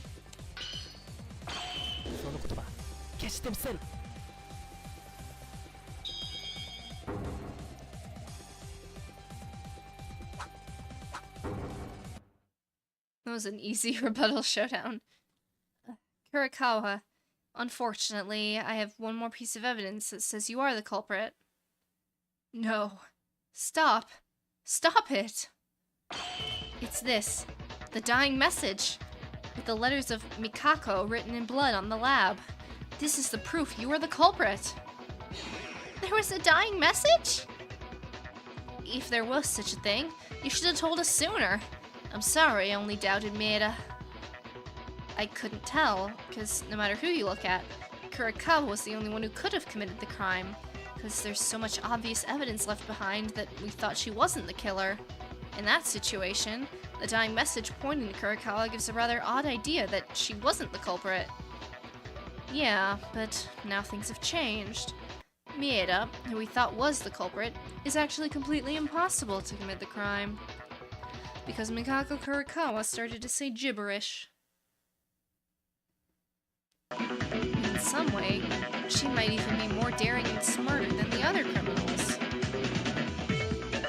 Because you could have left a lot of evidence that anyone could say it was you, so you rather escape the suspect line very clearly. Are we saying it was like a double bluff, where because there's so much evidence we would think it couldn't be her when actually it was her? We're talking like a 4D chess type thing, I guess, is what they're trying to tell me. It's a reinforced version of what Satsuki came out of the previous time the trials started in the previous one. Isn't that too much of a guess? The only culprit in the world saying they're a culprit and leaving the evidence so openly. It's not a guess, it actually worked. She left the suspect line and waited for our reasoning to reach its peak, so that one innocent victim is pointed out in the end. If you reach this stage, you will self-proclaim to be the accomplice role who became a victim. They didn't let the person who was identified as the culprit to even gamble. But this was thanks to him, Maeda, who did nothing wrong, became the culprit. My apologies, Maeda. No, there's no need for apologies. I think there's a little need for apologies. But it's really Kurikawa, the murderer? Unbelievable. I mean, I guess that was one of my two locked-in guesses, so. Actually, I thought it was too difficult to go back. Mikako Kurikawa also has a good motive. The motive? I don't know, maybe it's just me, but I'm kind of struggling to follow this trial a little bit, like how they're getting to all of these conclusions. Think about what motive Monokuma came with this time. Monokuma introduced a transfer student named Yamato Kisaragi and said that he was the motive itself. And the reaction of Mikako Kurikawa as soon as she saw the transfer student was, unique. Watching that reaction had nothing to do with Yamato Kisaragi. It was Monokuma's reaction. How about that? Now it's you who's cornered, Mikako Kurikawa. I have a lot to ask of you before you die, so you better answer to us. Wait! I can't die. If I die, I must not die here. You can't die? What do you mean by that? Don't worry about that. It's just the culprit's ramblings. No. No. You can't do this. You guys. Bleh. What? What's wrong? Not yet. There's a problem left to be solved. This is so Kirigiri coded. What? If I'm the culprit, how did I leave open my own door then? Besides, you don't even know the exact material the weapon was made of. This is annoying. Even if we don't know such trivial things, it's already certain you're the culprit. No, I'm sorry, but that's what we said. Leaving the private room door wide open, aside from other things. I can't die now. I can't die like this. If you can't solve that mystery, you can't admit I'm the culprit. Alright, give me the bullet showdown. Do we have to come all this way here and guess again? Assuming that Mikako Kurikawa is the culprit, if we look back at the case, we might find something we missed. We better come up with a complete answer. I'll do my best with my brain going all out. Kurikawa. Then, now that the alibi problem's been resolved, the most urgent problem is the murder weapon. Nope! Leave it till there! Time's up! Time to vote! What? This is so Trigger Happy Havoc Chapter 5. We're literally out of time! It seems the discussion wasn't over, but unfortunately the class trial is over. What is this? Are you kidding me now? This has never happened before. I'm not kidding. Are you? Either way, time's over. Class trial's over. We're closed. Ding, ding, ding. No. Wait. Something's wrong here. I can't admit this. This isn't true. Dog, are we actually voting? Yeah, this didn't go great. For us. Yay, thanks for the money. It's not about the money, money, money. We don't need your money, money, money. Well, anyway, time over is time over. It's your own fault for sticking around so long. What do you mean so long? This was like the shortest trial. I mean, I get that's like the point, but you know. Anyway, did you get the results? It can't do much, so please vote with the switch in front of you based on what you have to do so far. Oh yeah, I'm stressed once again. Invalid votes are an immediate punishment. I won't tolerate it, understand? Boo! Then, as a result of the vote, who becomes the blackened? And the answer, will it be the right one or the dreadfully wrong one? What's it gonna be? Yeah, this is so rigged.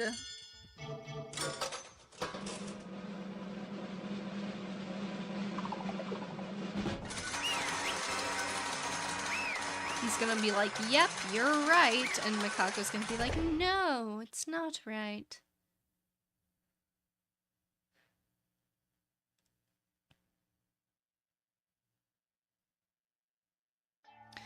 Ah, good, good. The vote ended unanimously. Unanimously? Does that mean she also voted? She's definitely being, like, mind-controlled. The blackened chosen was the correct answer! Mikako Kurikawa! She was the blackened who killed the victim, Yamato Kisaragi!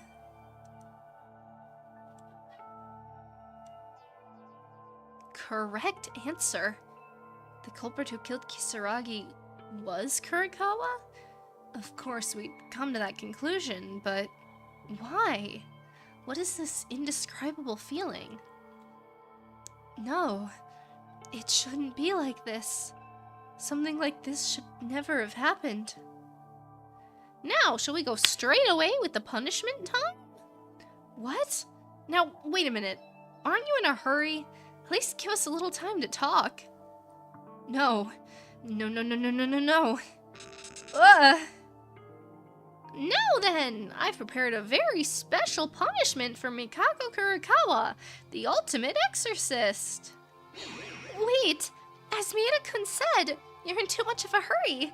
Didn't you give us more time like in previous trials? Oh, I did?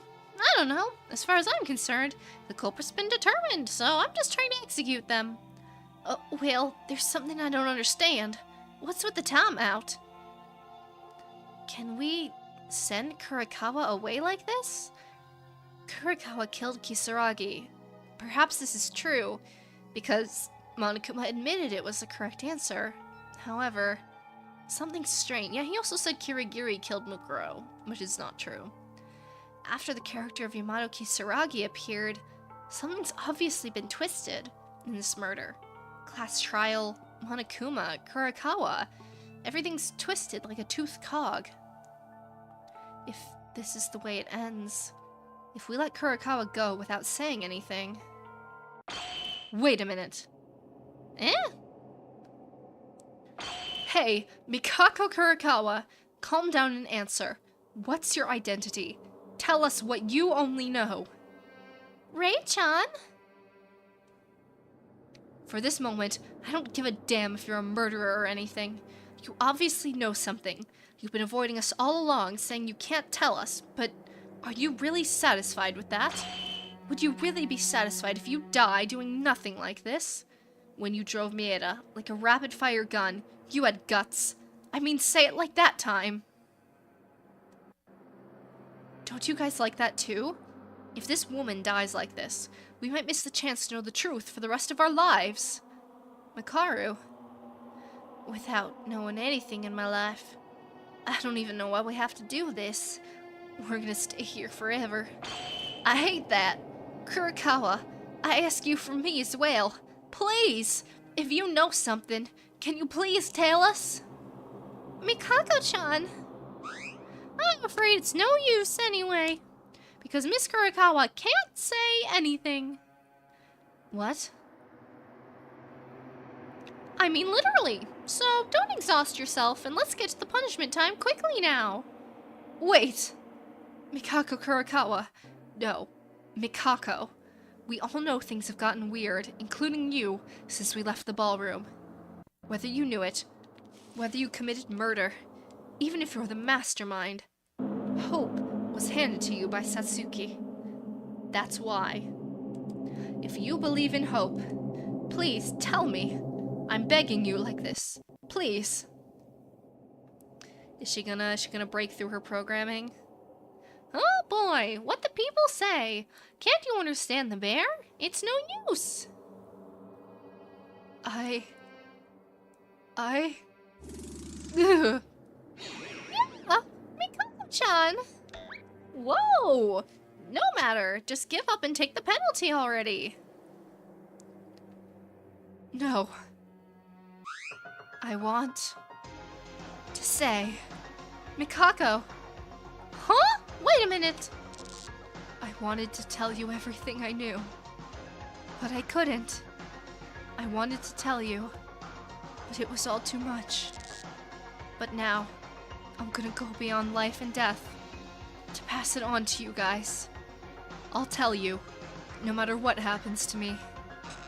If it ends like this, if I die without telling anything, then I won't be able to face Yamato-ni. Mikako, you... Miss Kurikawa, that's really dangerous. Are you willing to die? Then I won't be able to punish you. I can't say the details, but you said I could die here, right? Thanks to Yuki and everyone. Listen, this is a trap from the Mastermind. I believe in you guys.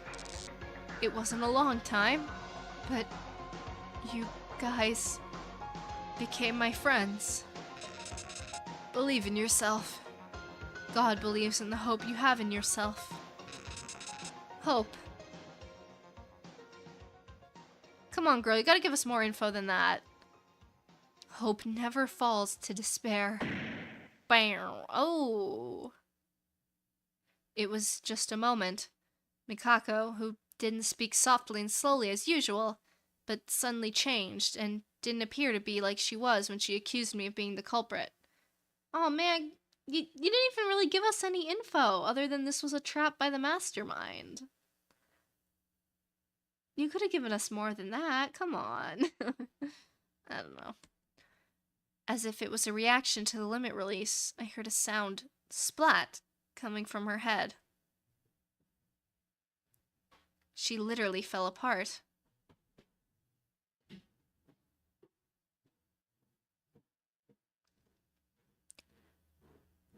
Mikaru. I have to tell you. Come on, give us the tea, About it. The Mastermind has been with us in all our events. That's the key.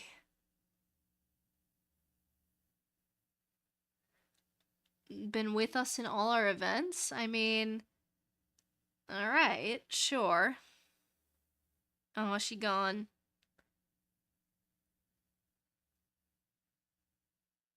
Is this Yuri? Sorry. Mikako-chan? This girl has died. What?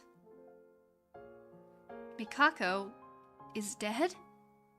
I knew, since Kurikawa was the culprit who killed Kisaragi, the execution was definitive, and we knew she was going to die soon, but before being executed, the more she spoke, the more she collapsed, and then she dies?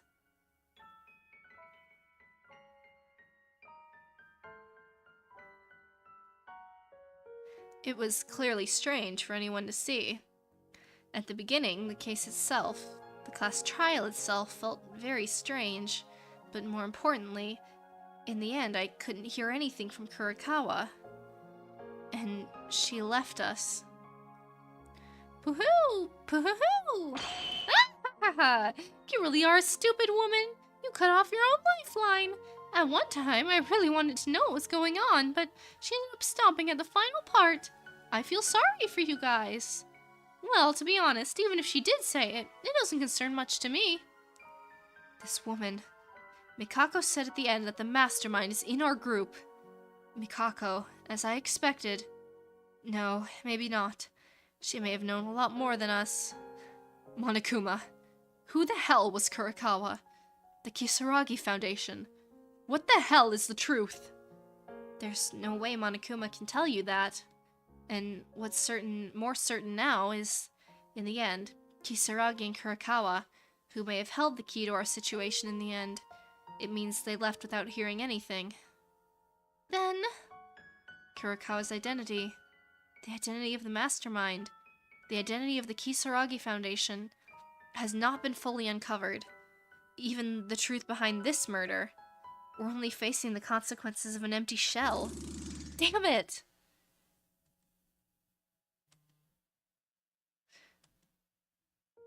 Yes, we remain unconvinced. The process disappeared. Only results remained. Anyway, I gave a short break, but, well, shall we start now? My heart's pounding loudly and loudly. Punishment time! Dog, she's dead. What are you gonna do, mutilate her corpse? Huh? What? What's wrong? It's punishment time. What does that mean? Kurikawa's already dead. Why does that matter? Whether you live or die, you have to serve the order, and you should be punished.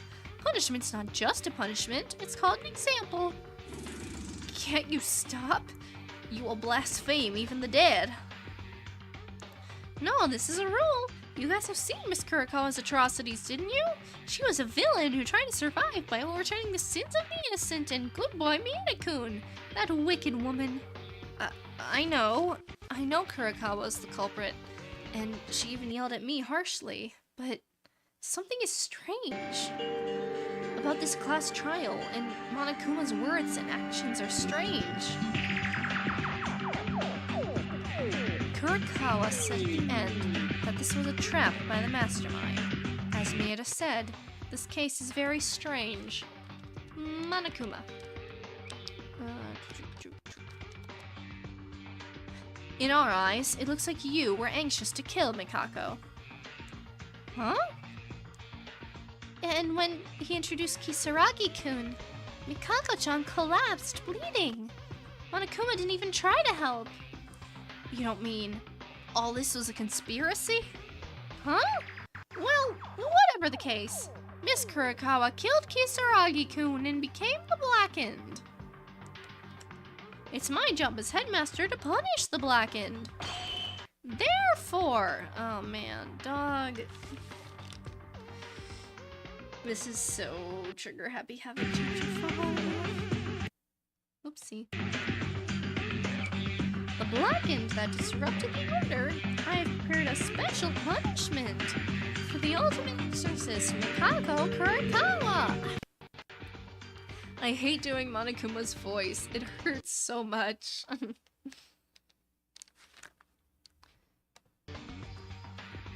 Wait, Monokuma, stop talking. Now then, let's give it everything we've got. They're already done in a corpse state. They're not in the best shape, but Monokuma, answer the questions. Let's go hard anyway. It's punishment time. Monokuma.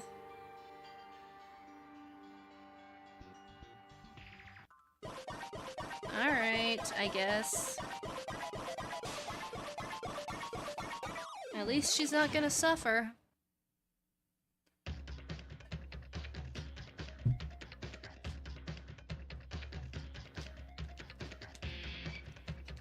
This does not seem like a very exorcist punishment.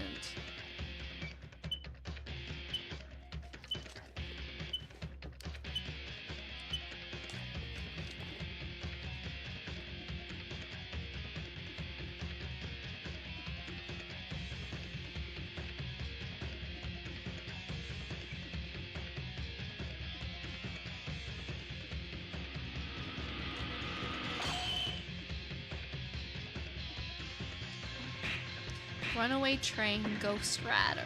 Alright.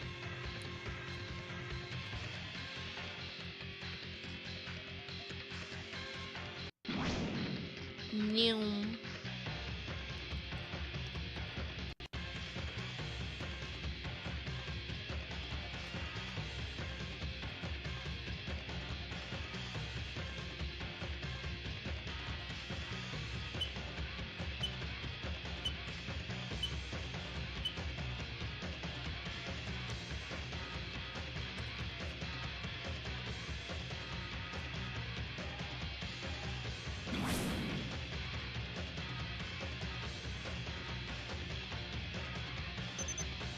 Four, three, two, pew.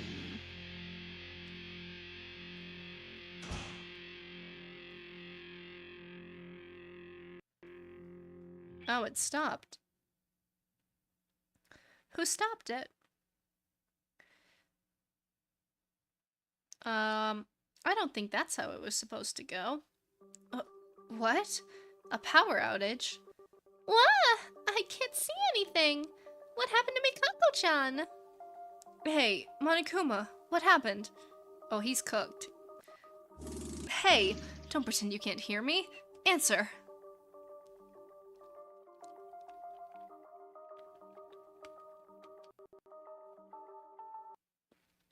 Makaru. What is this? He just stopped. What? By the way, didn't something like this happen during a class trial not long ago too? Yeah, after Kinji. Mikako-chan said if Monokuma stops operating, all the facilities will stop too. But wasn't there a power outage back? There wasn't a power outage back then, was there? What in the world happened? In the end, there's something strange about this case. Just like the blackout right now, I don't think this is normal. Just what the hell is happening? Kisaragi's appearance. Kurikawa's murder case. Power failure. Monokuma stop. I don't know what's going on, but it's definitely strange. Everything seems like a back and forth contradiction. Monokuma doesn't seem to be waking up. What should we do? You guys. Is it Kinjo? It can't be Kinjo. Oh, it is Kinjo. Okay. Hey! Hey, buddy. How's it going? I just arrived. It's already too late? Kinjo? How do you... What the hell are you... How can you move? Kinjo-kun! We'll talk more later. We can't afford that now. Yuki, Mikaru, Teruya, and you. You. Is this what you say after waking up, putting on a suicide show like that? Do you have anything else to say? Mikaru, where's Kisaragi and Kurikawa? What? Huh? Suddenly, why? Wait, Kisaragi's portrait is there. Is that so? They're both dead. Kinjo, what the hell happened? How did you wake up? What's the situation? As I said, we'll do that later. To put things very simply, I remembered everything. I came here to save you guys. You remember? Instead of amnesia, we had memory restoration, I guess. You don't mean... You're pretty well alive, but it seems it's over yet to turn things around. I will protect you from the heinous mastermind. Oh. Okay. What are you doing? Putting us here? You guys are being deceived.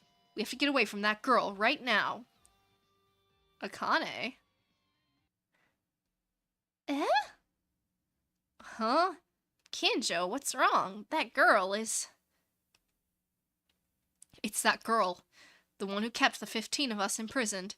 Make us stay here. The criminal who made this murder game. The mastermind of everything. Akane Taira. Oh, I don't know about that. What are you talking about, Kinjo-kun? Don't call my name with that dirty mouth. Yeah. Akane is the mastermind behind everything? Wait a minute, Kinjo, are you misunderstanding something? Yuki's right. There's no way Akane could be the mastermind. No, it's you, not me, who's misunderstood. Well, it's not unreasonable. After all, you did that to us. But that's why I'll definitely protect you guys from that heinous criminal. Kinjo, why are you doing this? Is it because of me stabbing Kazuna-chan? If that's the case, there's nothing I can do to argue with you, but still, to call me the mastermind... Kazuna? That's pretty cute, compared to what you did. Kinjo, what are you saying? I have no idea what Kinjo's been saying. Why? Why are you doing this to me? Are you gonna keep going? Fine then, but can you still do that after hearing this? Ultimate despair. Ba ba ba. Ultimate despair? Akane? Oh, she's tweaking out. Oh. Uh-oh. Oh, that ain't good. Ooh.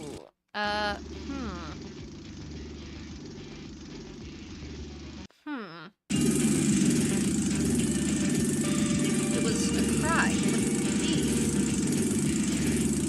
After panicking and denying Kinjo for a while, she suddenly began to grab her head, screaming like something out of this world.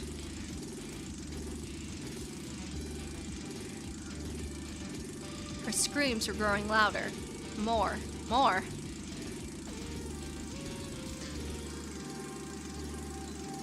It was a terrifying scream.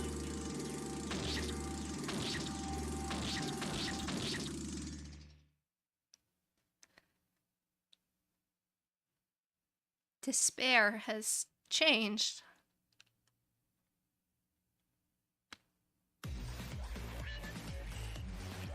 Oh god, wait, is she really like...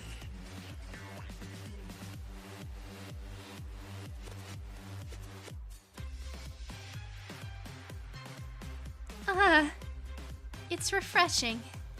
It feels like something that has been blocked just opened. There's no problem with my memory. Just as that person said. I think it was very successful. It must have been hellish days to breathe without thinking of that person. I'm really sorry, Akane Taira.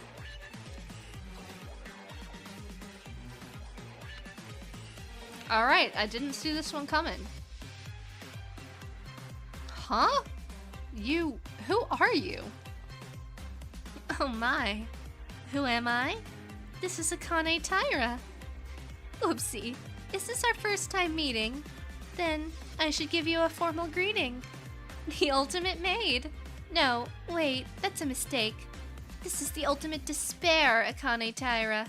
Please take good care of me, Mieda-sama, Kinjo-sama, Mikaru-sama, Otori-sama. Oh, right. Well,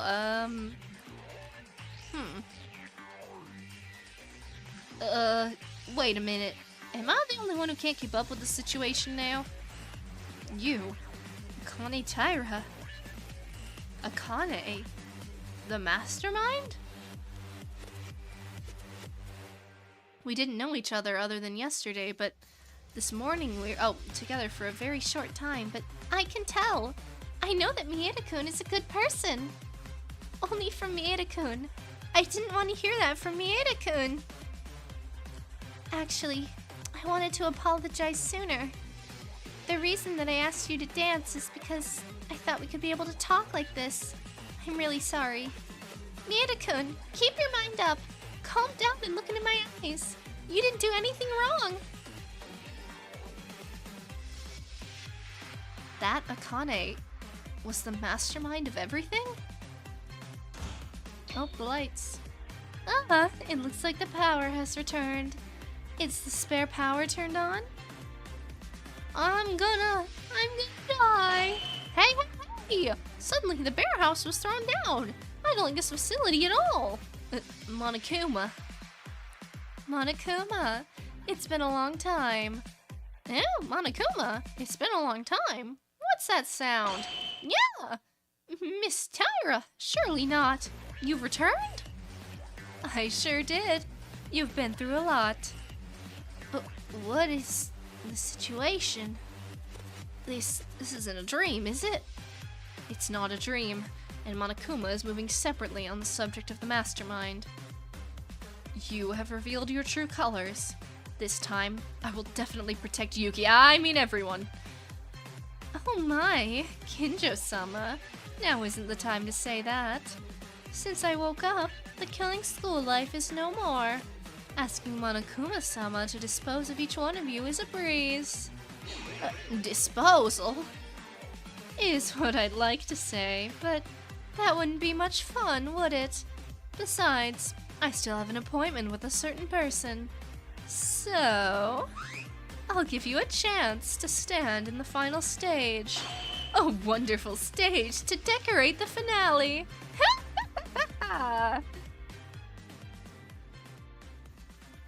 Alright. I guess this is the method we're going down. The situation in front of our eyes is incomprehensible, unfolding at the same speed of light. I just stood idly by. Akane, looking at the person who was Akane Taira. I've become frozen.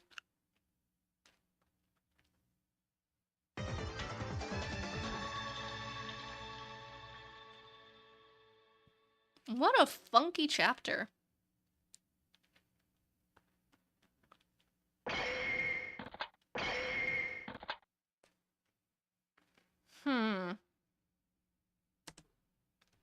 Alright. I would indeed like to save. Thank you.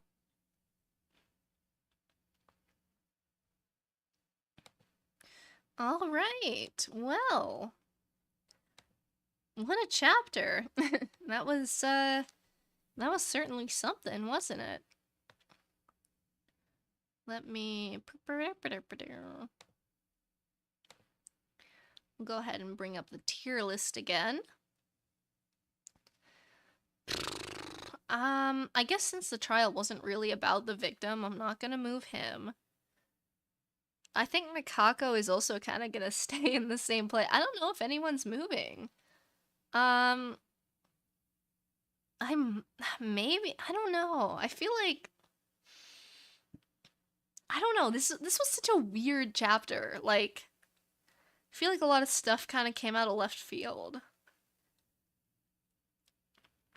I don't know if I'm gonna move anybody, if we're being honest.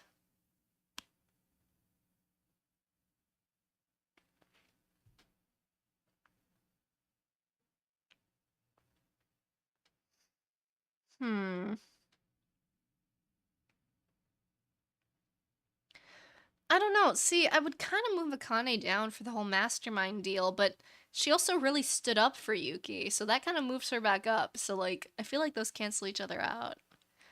Kinjo was basically comatose the entire trial. I'm not really moving him.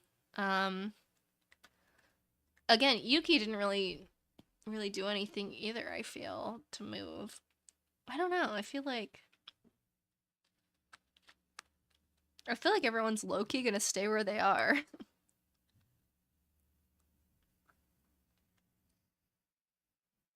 But, yeah. Definitely a shorter trial compared to most of the others. Which is good. I felt like if it dragged on too long, that would have been a little annoying, but yeah, honestly, I don't think anybody's moving. How do you feel about the Mastermind reveal? It was so... I'm not sold. I'm not sold because, like, we didn't figure it out. Usually when you figure out the mastermind of these games, you have to put the pieces together. Kinjo just kind of ran in and was like, Akane, you're the mastermind, which felt very, like, unsatisfying if it is the truth. So, I feel like I gotta figure out more of what's going on before I commit to anyone's movement. But we will see. We will see.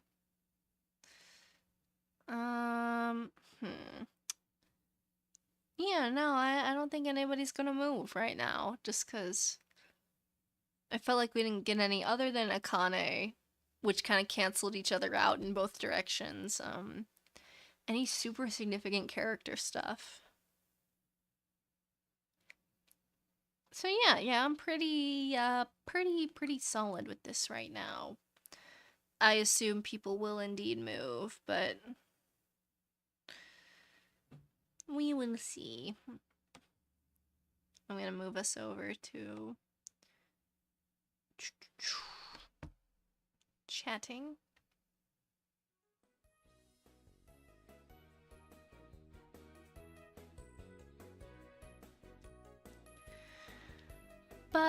But yeah, interesting chapter. I definitely don't think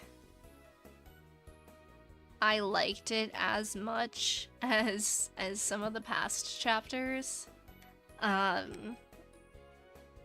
Just because I felt like it was a lot of exposition dumping and not a lot of character stuff happening, which tends to be what I enjoy the most in fangin stuff, is like when there's some really good characters and character development happening, which I felt like, we didn't really get much of this chapter. I'm also a little just lost on everything that's going on right now, but that could also just be me. But I'm still very excited to see how it wraps up. I'm sure there's gonna be a lot of twists and turns coming up, so I'm excited to see where it goes, in that regard. But yeah, for now, I don't even know if I have much to say. I mean, I'm kind of bummed Mikako's dead, but I also kind of knew she was doomed. I'm shocked Tsurugi is still alive. I thought for sure he would be cooked. So I'll give them that one. I did not see that coming. I suppose I technically got a win, in terms of guessing the culprit. I guess I was right, but oh man, it don't feel good at the same time, you know? Any expectations for the finale? I feel like maybe we are the ultimate despairs. Like, it's gonna be like the DR2 twist. And the Mastermind is like the Junko who was leading everybody and wiped their memory. I'm still super sus of Yuki. Like, I cannot ignore everything that has happened so far. I don't think Akane's the big bad, like, of the entire game, because usually it would make way more sense if you have to deduce who the Mastermind is, instead of, like, Tsurugi just running up and being like, it's you, out of nowhere, you know what I mean? So I feel like the real big bad has not been revealed yet, and I'm really sus of Yuki, but we will see. Who knows? I don't know. I'm just kind of making predictions based on what I think is going on. But yeah, I'm excited. I'm trying to think when I'll continue. Maybe this weekend? I have to see how busy I am. Probably this weekend or earlier next week, but we'll see. It'll show up in the in the channel when I decide to do a stream. But yeah, for now I suppose I'll let y'all go. Thank you for coming. This was a blast as always. And I will see you all next time for, I guess you could call it the beginning of the end, you know, chapter 6. I'm excited. But until then, I hope you all have a great rest of your week, and I will see you all next time. Bye-bye!